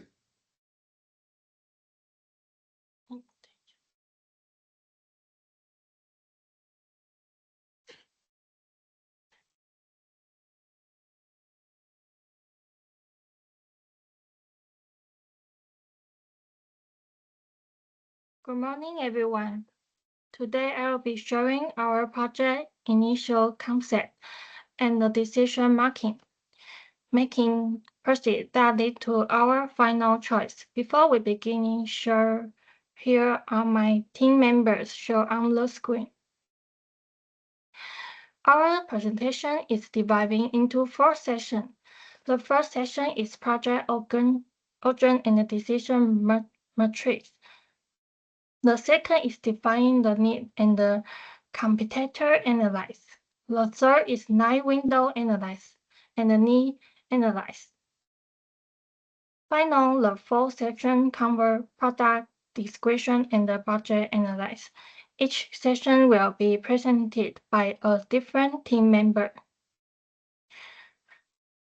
Our presentation during the ideation phase, we propose 4 distinct directions. First, a clip-on magnetic translator, meant at solving communication bearing when wearing mask. Second, a quick-release household fans designed to simplify to tedious cleaning process of home appliances. Third, in the field of chemical logistics, we consider an automatic restocking system to improve retail efficiency. Lastly, we proposed a magnetic cable manager to address the problem of missing desk cable in modern workspace. To select the most suitable proposal among these 4 options, we apply a wedge evaluation using the punch matrix. We define 4 key criteria: component control, technical feasibility, innovation, and the uniqueness, and the ability to address marking pain point. Among these, component control carry the highest weight at 35%. It is directly impact devolving complex and the cost, followed by the technical feasibility at 25%. According to the evaluation result, although the automatic restocking system performs strongly in address marking pain point, the magical cable organizer achieved performance score of 5 in both technical feasibility and the component control, which are 2 key criteria. As shown in the top right corner, the wedge total score is calculated by multiplying the wedge by the score. Ultimately, it stood out with the highest wedged total score of 4.6. We believe this product has moderate technical throughput and a strong potential to quickly meet market demand. Therefore, it has been selected as the final topic of our project. Thank you, and I will now hand over to the next presenter.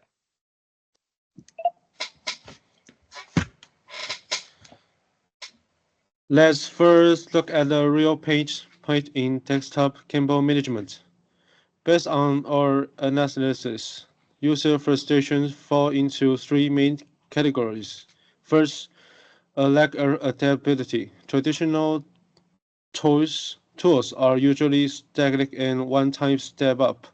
completely failing to adapt to our ever-changing model workspaces. Second, chaos and productivity loss. Cables frequently slip and tangles, which not only colors the decks but also breaks our state of flow, severely impacting efficiency. Third, and most importantly, unmet dynamic interaction. When we need to pull a charging cables or a mouse cord, existing tools typically lock the cable in place, creating mechanical stress and resistance. This shows a desperate need for a dynamic solution.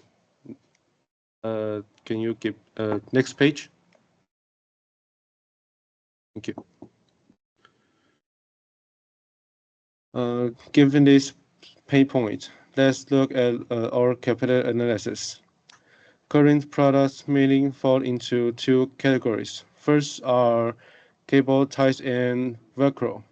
Their points are low cost and extensibility, but their cons are fatal. They are a one-time design, making it extremely inconvenient to add or remove cables. Second are fixed cables clips. Their pros are a neat appearance, but the cons is not they are tourist regions. They cannot move with the cables and are prone to breaking under pulling stress. The current market forces users to choose between total mass and completely lockdown. This is exactly why we created MakeTrack, with its selling track and modular assembly design. It perfectly fills the critical market gap for both flexibility and scalability. Next person. Thank you.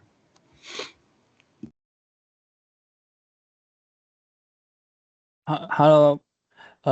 We use the 9 Windows analysis to analyze the evolution of desktop management needs from two dimension types and system levels. First, looking at the super system, cables on traditional desks were often messy and loosely hanging. Today, modular workspace require more flexible cable or not organization. In the future, cable management will become an important part of a tidy and adaptable workspace.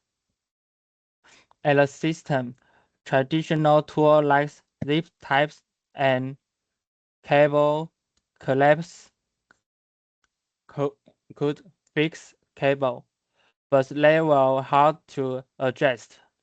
Our current designs allow combos to size and be real range, more focus speed. In the future, it can be further development into an intendable smart cables management system.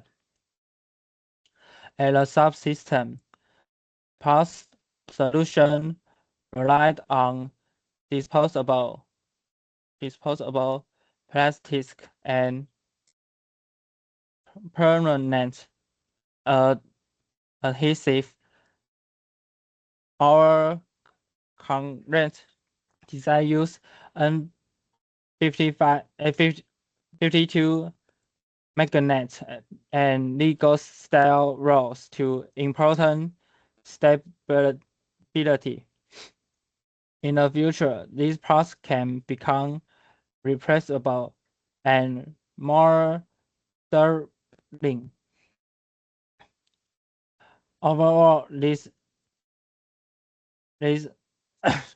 analysis is show a shift from fixed cables management to flexible and modular designs. Therefore, our IFR is to organize cable based on user needs without taking up this tab space. Next.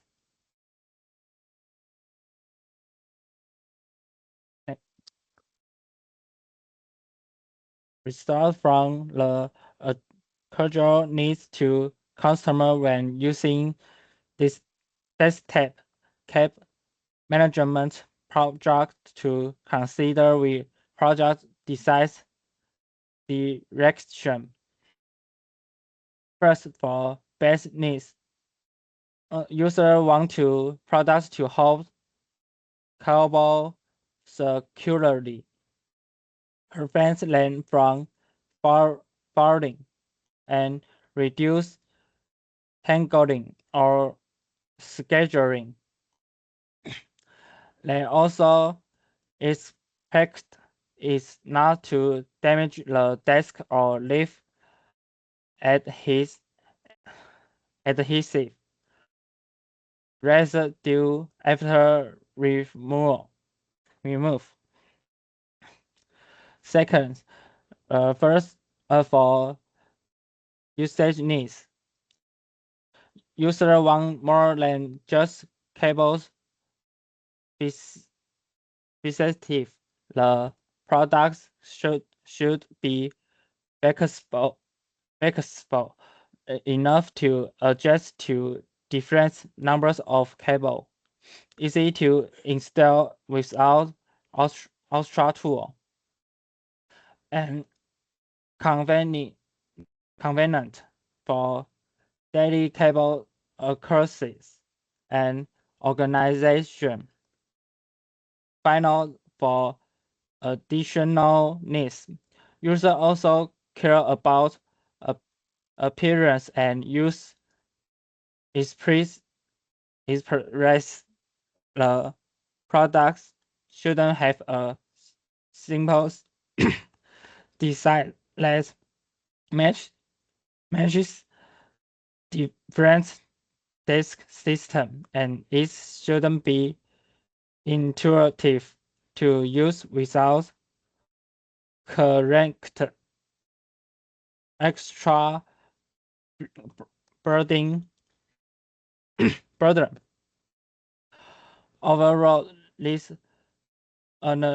analysis shows that the ideal cable management products should not only keep cables organized, but also flexible, easy to use, and visually integrated with the desktop environment. Next.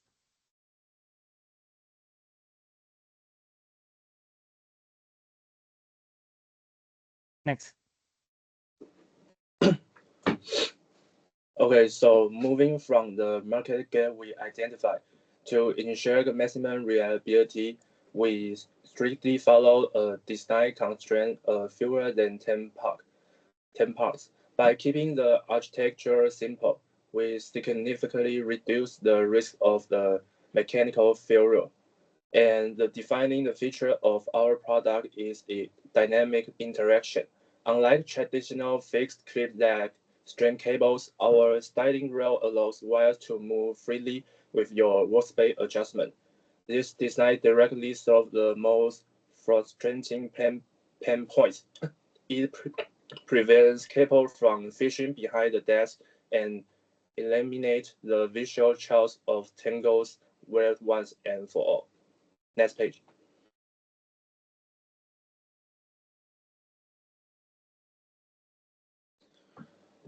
So this is about our structural design. And first, the rail base feature a precisely engineered access to ensure low friction smooth sliding. And the second one is the magnetic slide clips.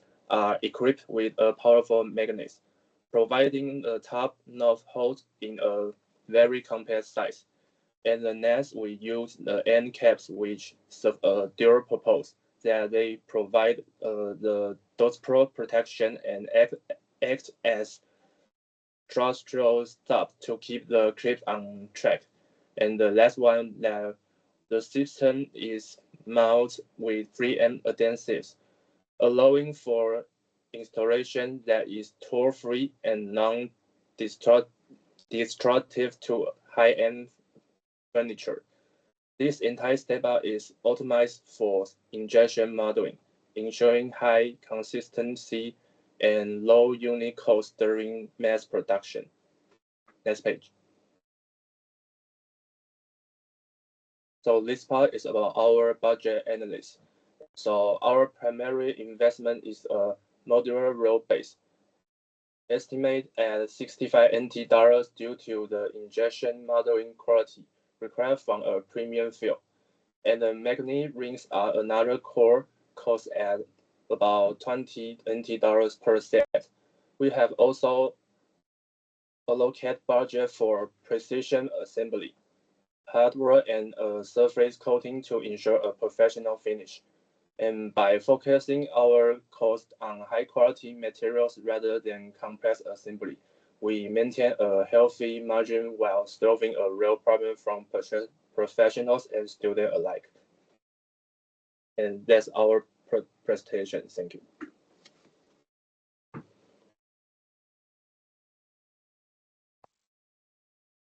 A question from group number 4.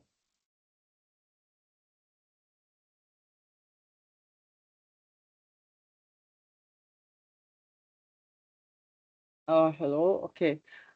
My team will ask 2 questions, one from Alex and one from me.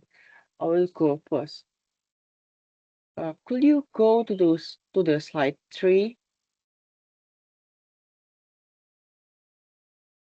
3. Okay, this one. Okay, this one. So you have 3 problems: lack of adaptability, chaos and productivity loss.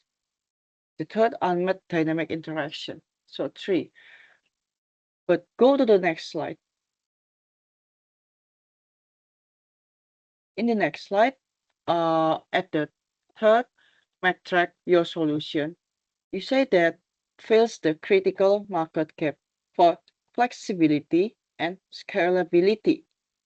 But before from the previous slide, you said 3 problems. And if you convert it into adjective, it is adaptability, productivity, and responsive interactive. My question here is, what do you mean by scalability?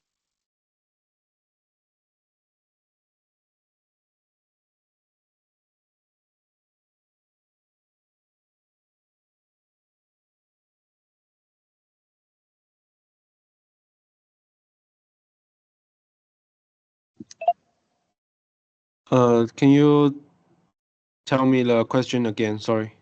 Okay. You mean what is the scalability, right? Scalability, yes.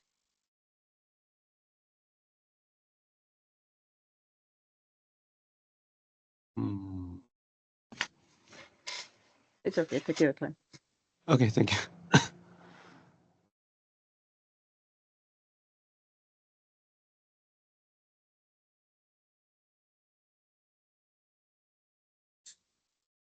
So there's no response for this question.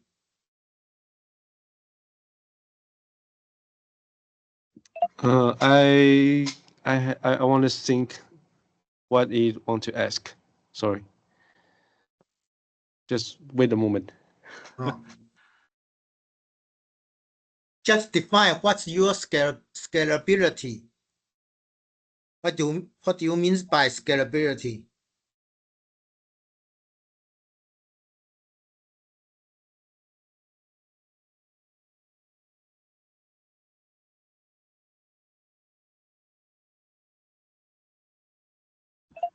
In the context of our matrix project applicability is one of our competitive advantage is referred to the system ability to easy group or adopt, like adding more meditative clips to our reel without needing to tear down or replace the interstop. Oh, okay. For that, my friend Alex will ask another question. Go ahead, Alex. Okay, please return to the second slide.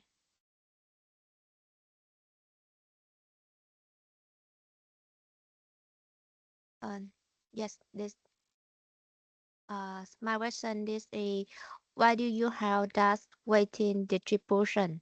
Because I feel like you are focusing too much on the fewer than 10 parts better. Are you think this is really important? This is my question.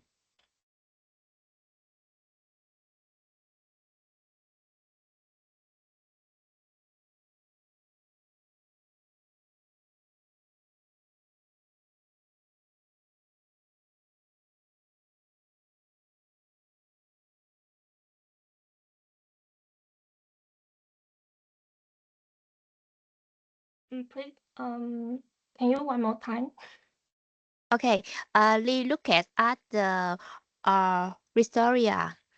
In the first Victoria, this is the part called control fewer 10 part, right? My question is why do you have that weighting distribution? Because you spot it is 35%. Do you think it is too much? And it is very, do you think this is important?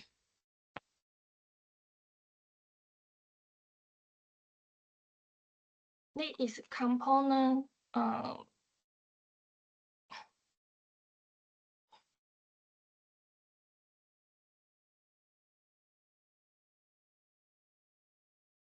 this is number of component. So this is a list, and this is max. The like this is difficult to I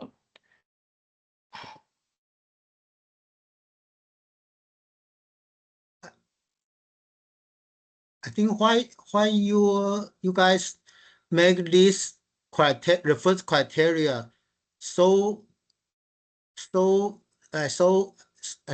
weight so high. Yes. This her. I think it's her question. Yes. Why legs so important according to the part count?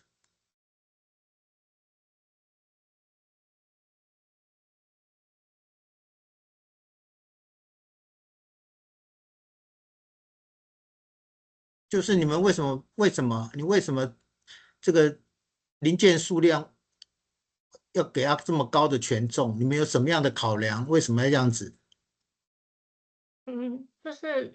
就是零件数量就代表那个可行性，就如果它比较容易完成。Try to speak because you try to answer her question, so not to me, to her.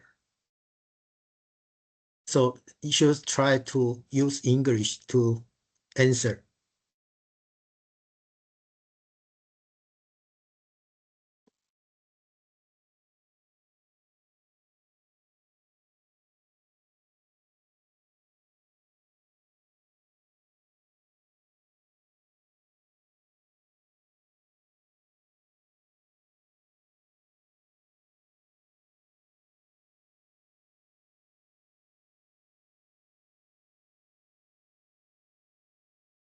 I think the simple answer would be because the professor says so. I say some sort of guideline.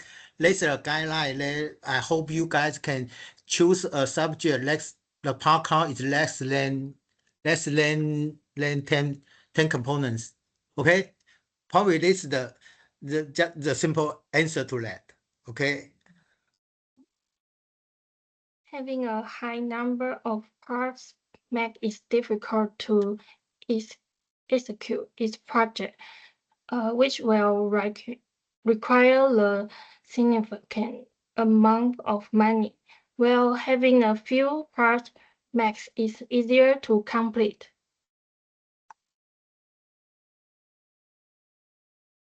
Okay. Thank you your answer. Thank you. I think this is just a practice. I think Q&A section is a practice for you guys. Try to find a response or answer to the questions from the audience. But I think this is just a practice and training. So don't feel. I mean, just try. Okay. Okay. I think my comment will be. You guys take a wild guess. What will be my first comment?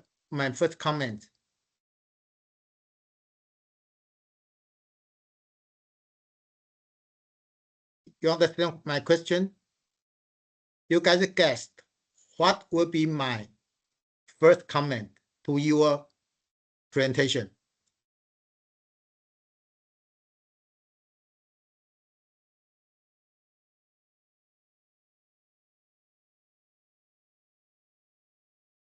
Take a wild guess. We forgot to open our camera, or I guess. Okay. Alice, you have answered, but that's not my comment. My first comment. My comment will be, you guys already show us your, I think, prototype in, because so I hope, I expect the final design should be still kept open.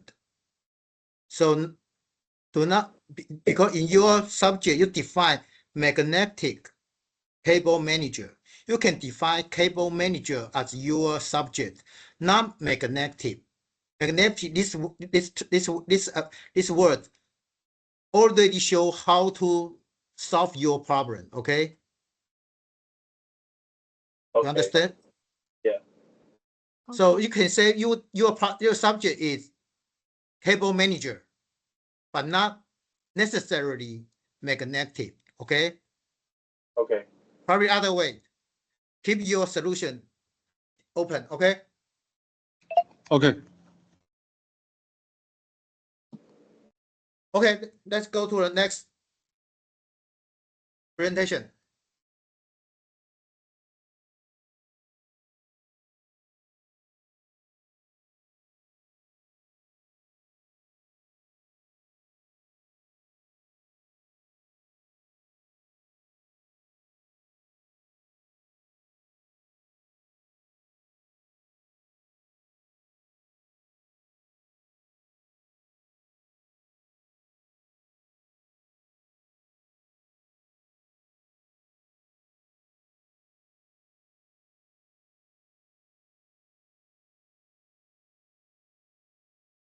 Get started.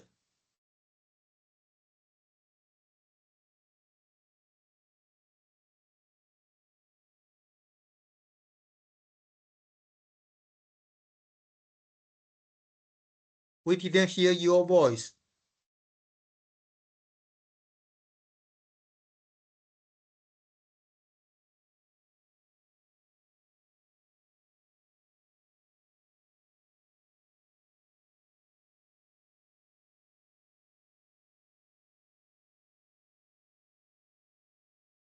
No voice.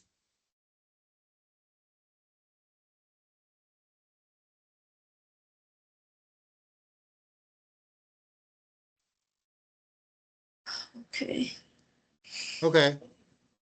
I hear it. Okay.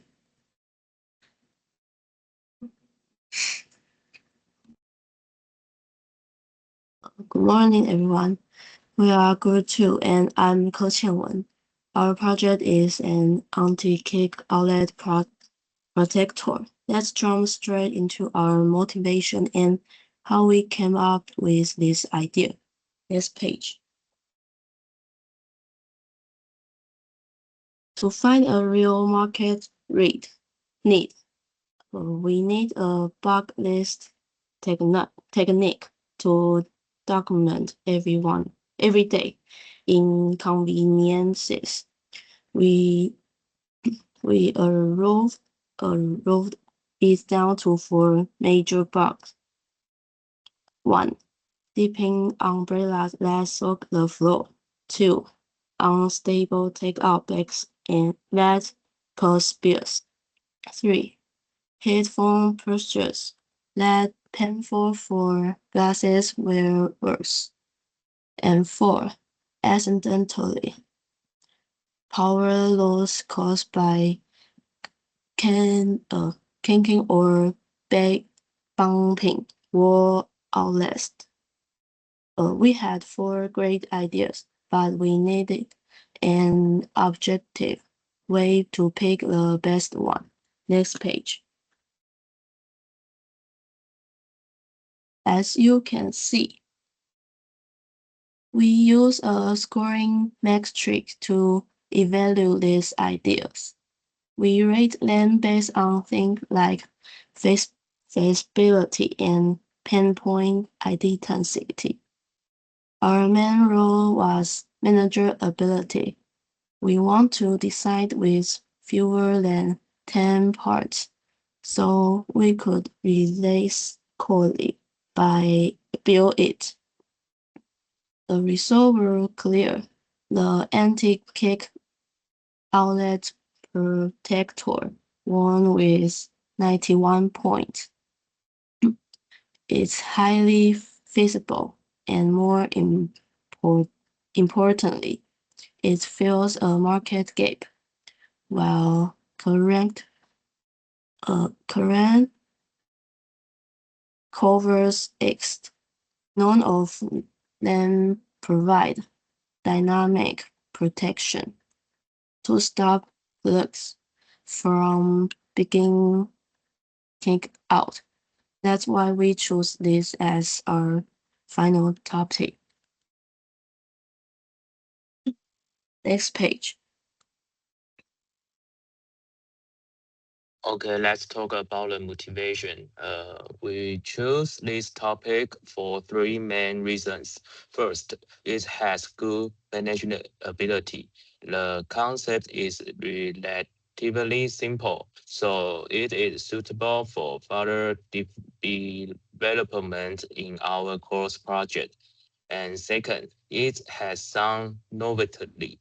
All of there are already products related to outlet safety. Most of them focus on child safety or dust protection. They don't directly solve the problem of plugs being accidentally kicked out. Third, this topic reflects an unmet need in places such as homes, office, or other busy environments. Wall outlets are still easily affected by accidental impact. So we believe this is a practical topic with room for improvement. Next page. The real life problem comes from the position of wall outlets. Since they are usually located near the floor, they can easily be hit by feet, vacuum cleaners, or pets. When a plug is accidentally disconnected, it may cause several problems. For example, it can lead to data loss or equipment damage. It may also make the plug loose or damage it over time. At the same time, it creates user frustration and may even become a hidden safety risks. So even though this seems like a small daily problem, it can still have a serious effect on convenience and equipment safety. Next page. And we also reviewed some exciting solutions. The first is outlet covers, and these are mainly for children's safety or dust protection, so they do not directly prevent as accidental plug disconnection. And the second is the desk power strips. They can reduce the chance of impact in some situations, but they are not suitable for every environment and cannot fully replace wall outlets. And the third is simply being carefully. However, this depends too much on user behavior and is not a reliable solution. So overall, current solutions are still limited because they do not directly address the problem of plugs being accidentally kicked or impacted during daily use. Next page. Okay, now let's look at the literature reviews. When discussing literature review focus on office and industrial safety, it's important to highlight the key issue associated with floor cables and producing outlets. These elements are among the top case of accident in office setting, leading to trips, falls, and subsequent injuries. Emphasize that these accidents don't just result in physical harm. They also contribute to equipment damage, which can be costly for business. The Occupational Safety and Health Administration (OSHA) emphasized the importance of securing electronic cord as a primary prevention strategy. Transitioning to the data and equipment risks, highlight the severe impact of power outage, especially in settings like laboratories and home office, where unplanned downtime can incur high costs. Sudden power loss during data write time can lead to a significant risk up to 30% of high hardware damage or data loss. These insights underscore the necessity of effective safety measure to mitigate these risks. Next page. This is the current competition landscape. While there are several products on the market designed to manage cables or improve safety, they all leave significant gaps in users' need, particularly when it comes to balance active protection with daily convenience. 1. Socket safety cover. First, we have standard socket safety cover. Their main function is simple: prevent child content and block dusk. However, their primary limitation is that they are static.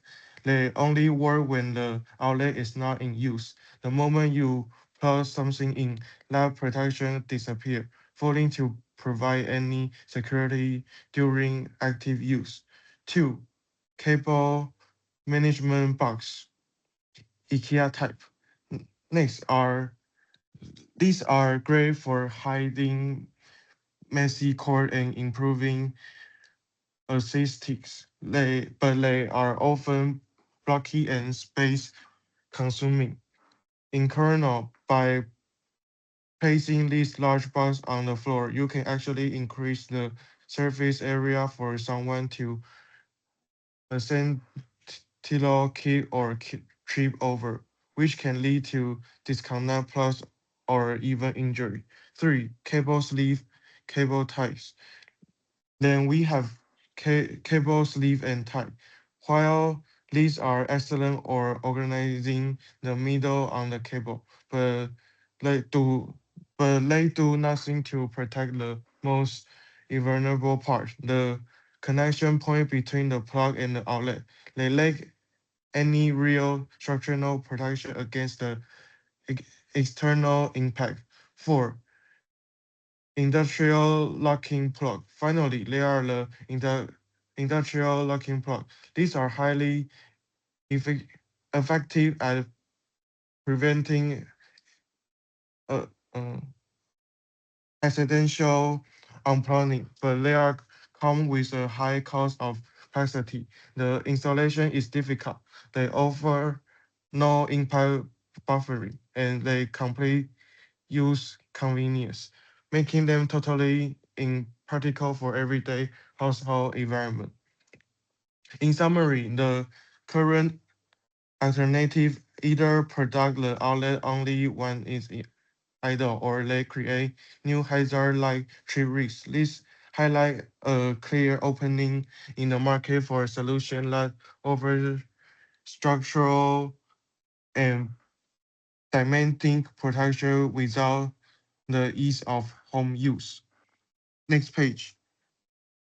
Next, we discuss the pet reviews, where we are looking at two specific patents that aim to address safety and usability issue with electronic outlets. Let's start with patent A, the safety outlet cover. This patent by US patents in 4 million is designed to prevent children from making contact with outlet or extruding object. However, it has a few drawbacks. It has weak impact resistance, meaning it can crack if kicked, and its blocking design increase the risk of collisions.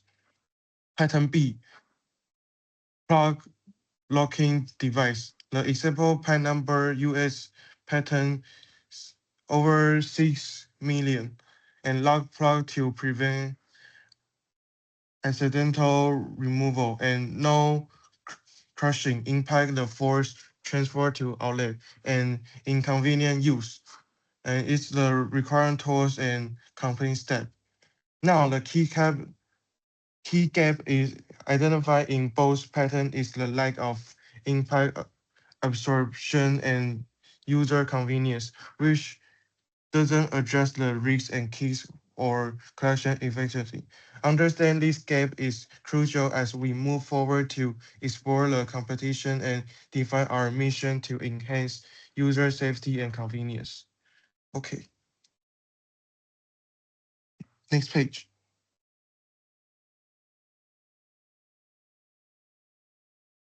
Okay, now I'm talking about mission statement. First, in the mission definition, our goal is to develop a buffer zone protection concept for wall sockets. The purpose is to reduce equipment damage caused by external impacts and to prevent unplanned downtime.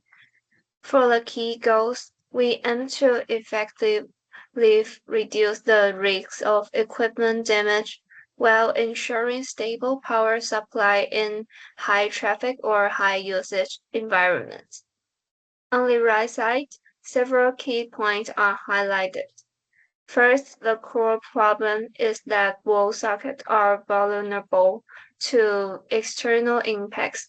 Second, user needs a safer and more stable power connection environment.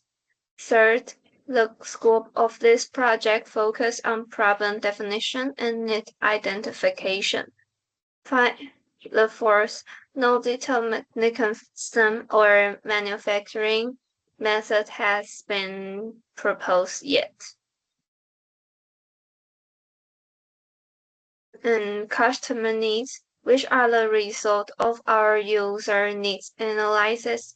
First, in terms of methodology, our team used interviews and the Kano model to collect verify, and categorize customer needs, ensuring that the findings are well supported and representative.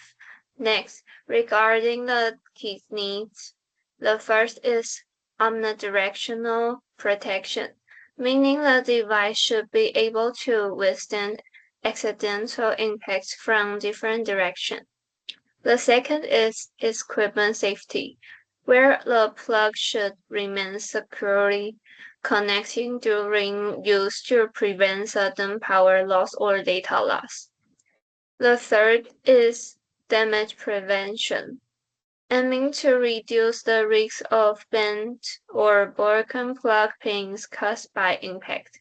The fourth is easy installation, meaning users should be able to install the device on existing wall outlets without complex modification.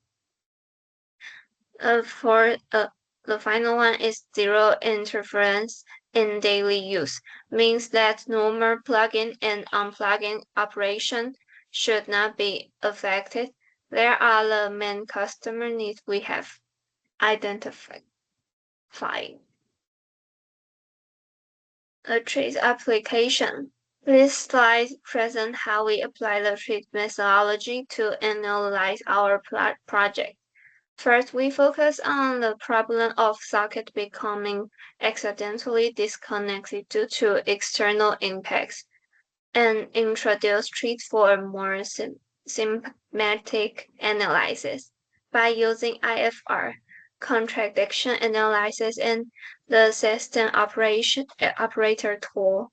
We were able to clearly define the ideal state, identify key conflicts, and better understand user need in the real-world scenarios. For the first part, the ideal final result, our goal is to enable the socket to resist external impacts, effectively without increasing the user's burden while ensuring the plug remains securely connected. In other words, the system should achieve protection automatically without interfering the normal user operations. The second part is the technical contradiction. We found that the device needs to provide strong protection, but at the same time, it must not interfere with everyday plugging and unplugging. This highlights a conflict between protection and convenience, which becomes a key issue to resolve in the next design stage. The third part is the system operator analysis. We explained the problem from three perspectives: the user, the socket itself, and the surrounding environment. This approach helps us gain a more comprehensive understanding of the cause of the problem and the factors that may influence it. In summary, by applying trees, we not only clarify the ideal goal, but also identify the key contradictions, laying a solid foundation for subsequent design development. And this is our presentation. Thanks.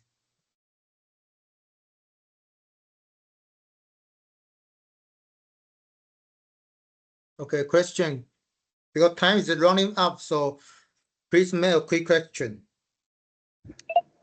Okay. I want to ask for page 8.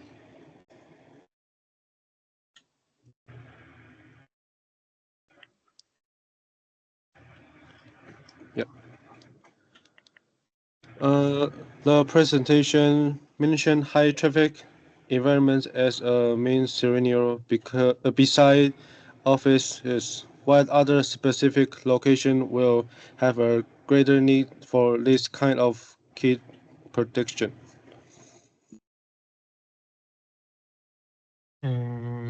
Okay. Beyond office, this product is even more applicable to medical monitoring. And precision laboratories, and early childhood education environment.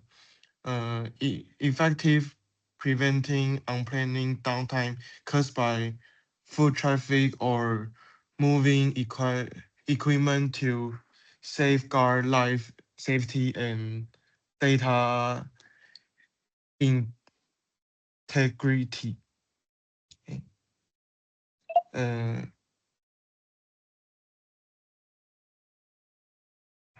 Okay, thank you. Okay, I think I have two comments to your group, and then the first is when you show us the competitor product or the patterns, it is better to show us the figures. Otherwise, we cannot catch your idea about this competitor product. Okay. The first comment. The second comment is you mentioned about technical contradiction. I think we haven't in our lessons we haven't come to that yet. So in your definition for the technical contradiction, I think there's some sort of I think not appropriate, because can you go to the technical contradiction slide?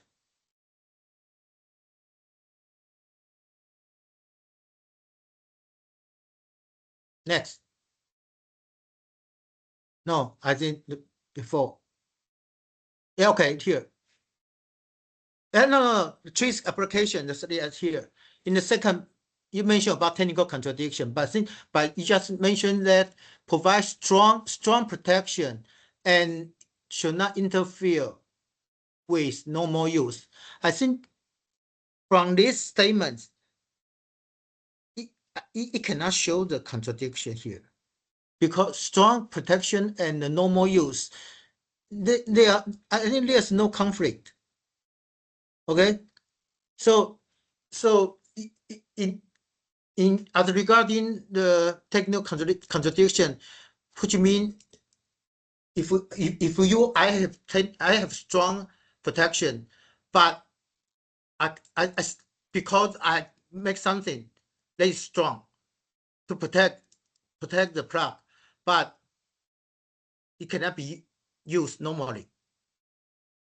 But in this case, I cannot see the conflict between these two functions. Okay, I think that's fine. Let's fine for now. But because in the following section we will talk about technical contradiction. I hope you can have better analysis for the technical contradiction. okay. Okay, next final group.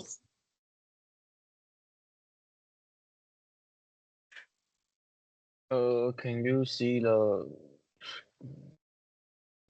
screen? Yes. Okay. Hello everyone, we're group 1 and this is our content. And let's to the create idea step. This idea is called snore ease. It started from a common daily problem in shared sleeping space, where snoring often disturb other people's sleep. After primary screening, we focus especially on snoring because it is one of the most unavoidable and disturbing types of noise. The motivation behind this idea is that poor sleep quality can affect mood, health, and daily efficiency. So the initial direction was a product that can detect snoring and help reduce sleep disturbance.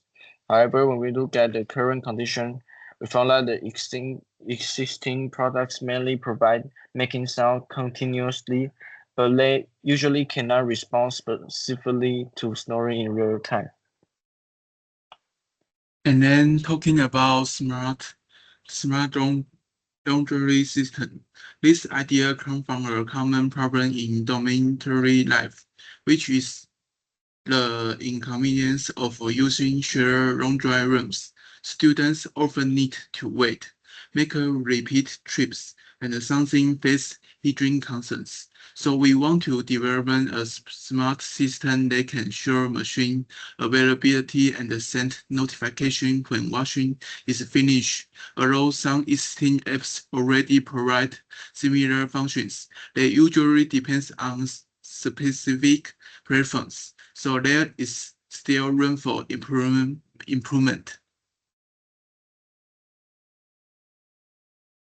Smart city. In step one, ideal generation, we start from a common daily life problem many people see for a long time when studying or working, and they often develop poor posture unconsciously. In step two, prevent screening. Sorry. We found that this problem is common and have frequently. Therefore, we believe it was worth for attention. In step three, attention, we focus on the long-term effect of poor posture. It may reduce comfort of health and lower work or study efficiency. In step four, initial direction, we decide that the product should dictate solution or title posture and give vibration reminders so user can note it and correct their posture. In step 5, core condition, we revise exam products such as Uprigo to Backjoy Smart and Posture Seed. The product provide useful idea but also show that there is still room for improvement, which led to our smart city concept. And here is the smart pile box. In daily life, many people need to take medicine regularly. However, it's easy to forget the correct time. This is common among elderly people and busy users. Also, traditional pile boxes only provide storage. So we started from this problem. We selected the problem of managing medication time because it's very common and happen frequently. People often forget to take medicine, which may affect health and safety, so we choose this as our focus. Building on this, the motivation is to improve usability. Current solution lack reminder and tracking function, so users still rely on memory. This creates an opportunities for a more user-friendly solution. Based on this, our direction is a smart pile box. It provides reminder, recording, and daily management. The goal is to improve convenience and safety.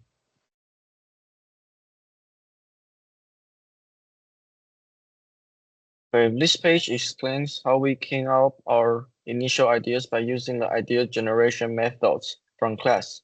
Each member started from a real daily life problem, then matched it with a suitable technique. For example, Northeast came from shared space sleep disturbance, so we used bug list and study customers. And the smart laundry system came from dormitory laundry inconvenience, so we also use bug list and study customers. The smart seat cushion was based on long sitting posture problems, so it fits personal passion and bug list. And the smart pill box came from medication management and difficulty, and the limitation of traditional pills boxes. So we use study customers and imitate but improve. Overall, this slide shows that our ideas were generated from actual user pain points, not just from imagination. And this page contains the criteria we use later when selecting products. We primarily consider cost, prototyping, difficulty, feasibility, practicality, durability, and growth potential, and learning curve. These criteria help us systematically compare the four ideas, rather than relying solely on gut feeling when choosing a product. Then we compare the four product ideas against the same set of standards to see their respective advantage and limitation. Through this method, we can more objectively identify the most suitable direction for continued development. Based on our concept screen matrix, Smart PR Bus received the highest total score, 4.45, and ranked first among the 4 ideas. It performed well in cost, feasibility, practicality, durability, and runnability. We selected this idea because the problem is clear and related to health and safety. Users may forget to take medicine or take the wrong dosage, especially elderly people or people who take medicine regularly. For refinement, we will not only design a general smart pill plus, we will narrow the concept into a simple medication reminder and the management product. The main focus will be reminder clarity, easy of use, medication safety, and possible caregiver support. Next page. In our lecture review, we found the medication adherence is a common problem, especially for people who need long-term medication. According to WHO, adherence to long-term therapy for chronic disease is still a major issue. The CDC also point out the medication non-adherence can involve incorrect timing, dosage, frequency, and duration. This supports our project motivation because our problem is not only about storing pills. The real problem is how to help the user remember the correct time, dosage, and the medication schedule. Therefore, our small pill bus should focus on reminder clarity, recording, and simple daily medication management. Next page.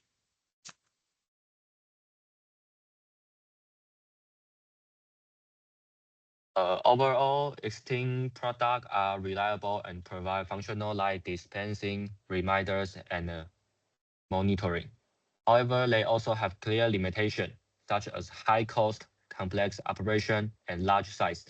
So the main opportunity gap is to design a solution that is more affordable, simpler, and easier to use in daily life. Next page.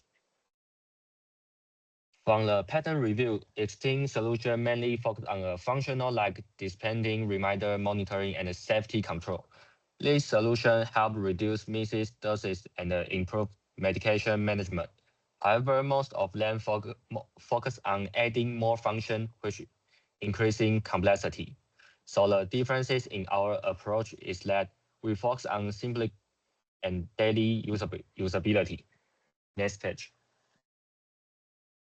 We use the Trees9 window to analyze the smart pile box across time and different system level.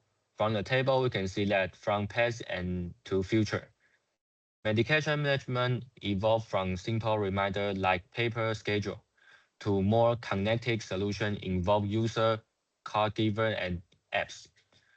At the system level, the product development from the traditional pile box to a smart pile box and future to a multifunctional and more intelligent device.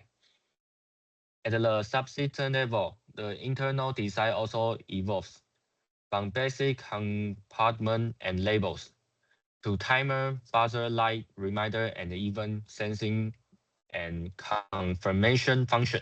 So overall, the system is moving toward being smarter, more automated, and more supportive for user. Next page.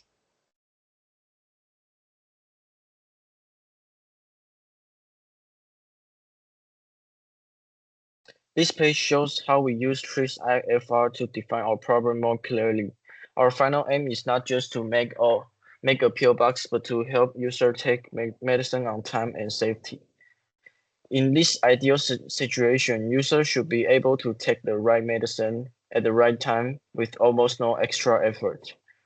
Right now, the main problem is that people may forget the time, miss doses, or find daily medication management difficult. This happens because Traditional PO box mainly provide strong and do not only provide storage and do not have reminder or recording function. So our direction is to reduce this difficulty by adding reminder, recording, and confirmation function. We also identify the available resources, including the PO box structure, labels, time, buzzer, lights, user routine.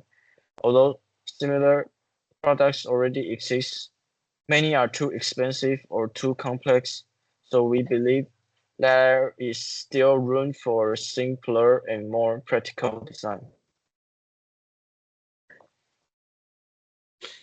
This slide shows how we use tools to refine our product direction. First, in terms of product evolution, the traditional PO box is only used for storage. However, our idea is to transform it into a smart medication management system and further connect it with mobile apps and caregivers. Second, for ideal features, we aim to provide accurate remind and ensure that users actually take their medicine at the same time. The system should be simple, safe, and easy to use, especially for elderly users. Finally, we consider simplification, automation, and acceleration. We simplify the setup and daily use, automate, remind, and record, and internalize monitoring function to mobile apps. Next page. And next is our mission statement. This page is primarily define the product, detect direction, and development scope of our project. Our project is a smart PO box designed to help users take their medication on time and reduce misses, thus through reminders, recording, and management function. Our primary target group is the elders, patients with chronic disease, and those who regularly take medication. Secondary target group include busy working professionals, user of health supplements, and caregivers. In terms of design, we aim for a product that is simple to operate, low cost, and easy to manufacture, with reminder and recording function as its core feature.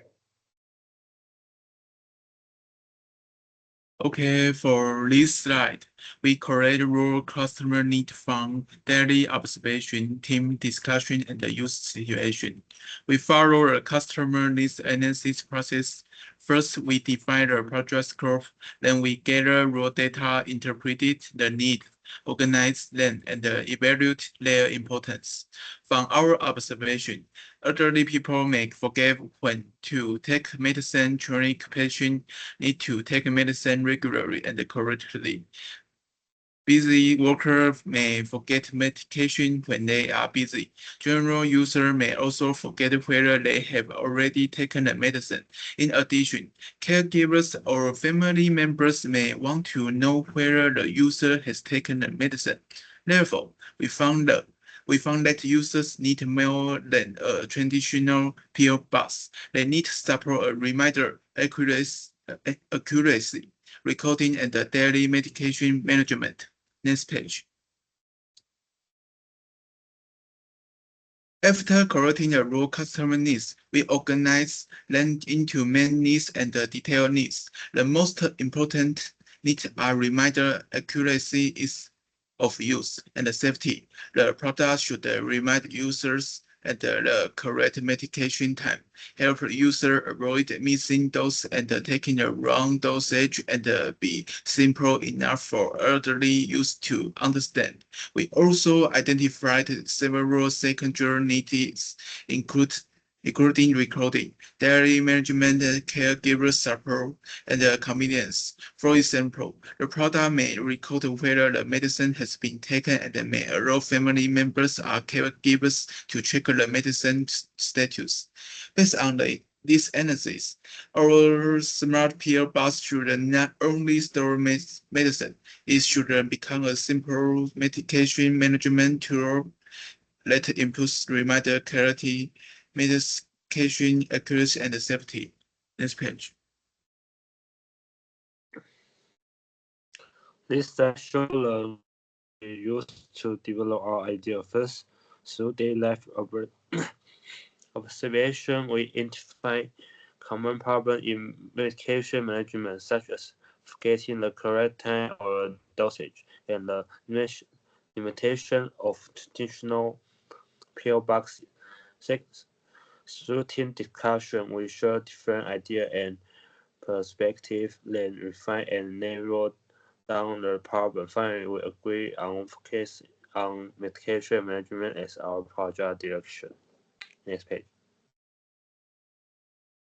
Thank you.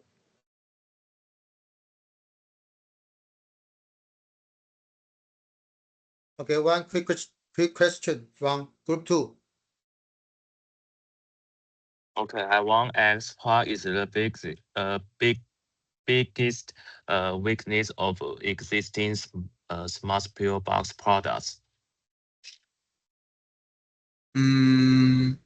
The biggest weakness of existing smart PO bus product is that they are often too expensive, too complex, or too large. So they do not fully meet users' need for simplicity, convenience, and daily usability.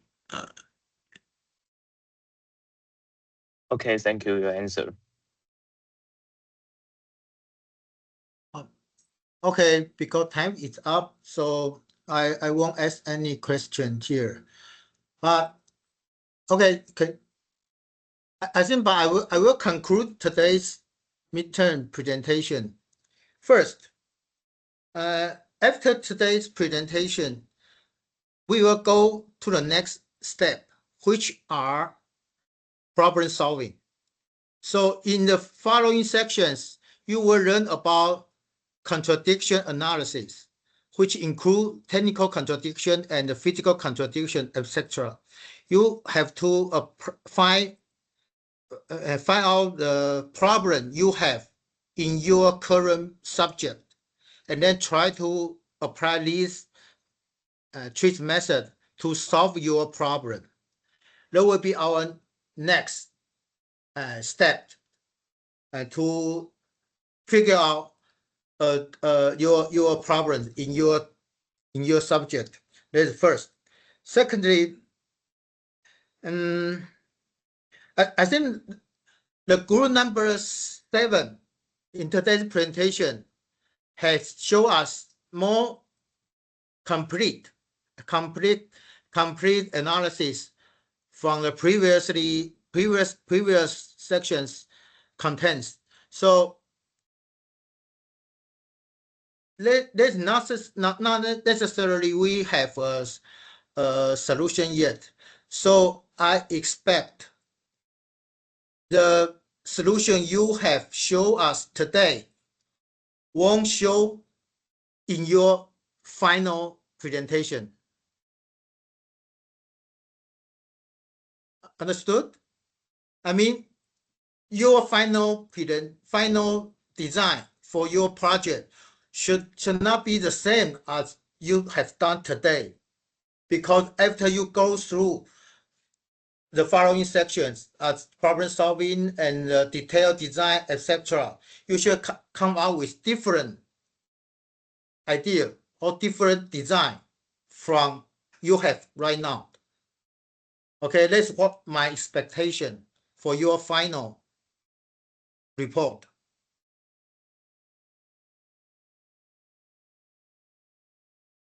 Okay, I think that's my conclusion for today's presentation. Any other question?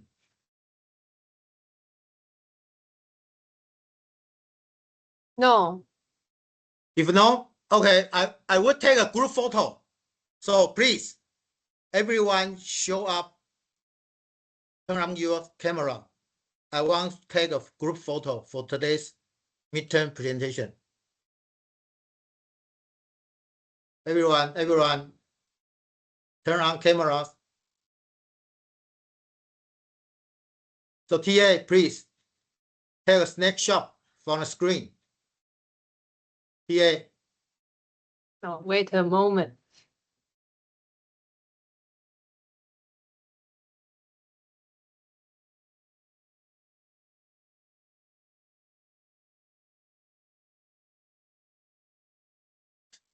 Okay, three.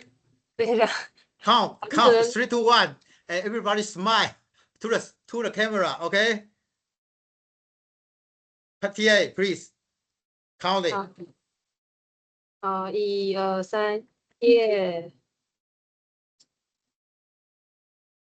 Okay. Okay, I done. Yeah. Okay.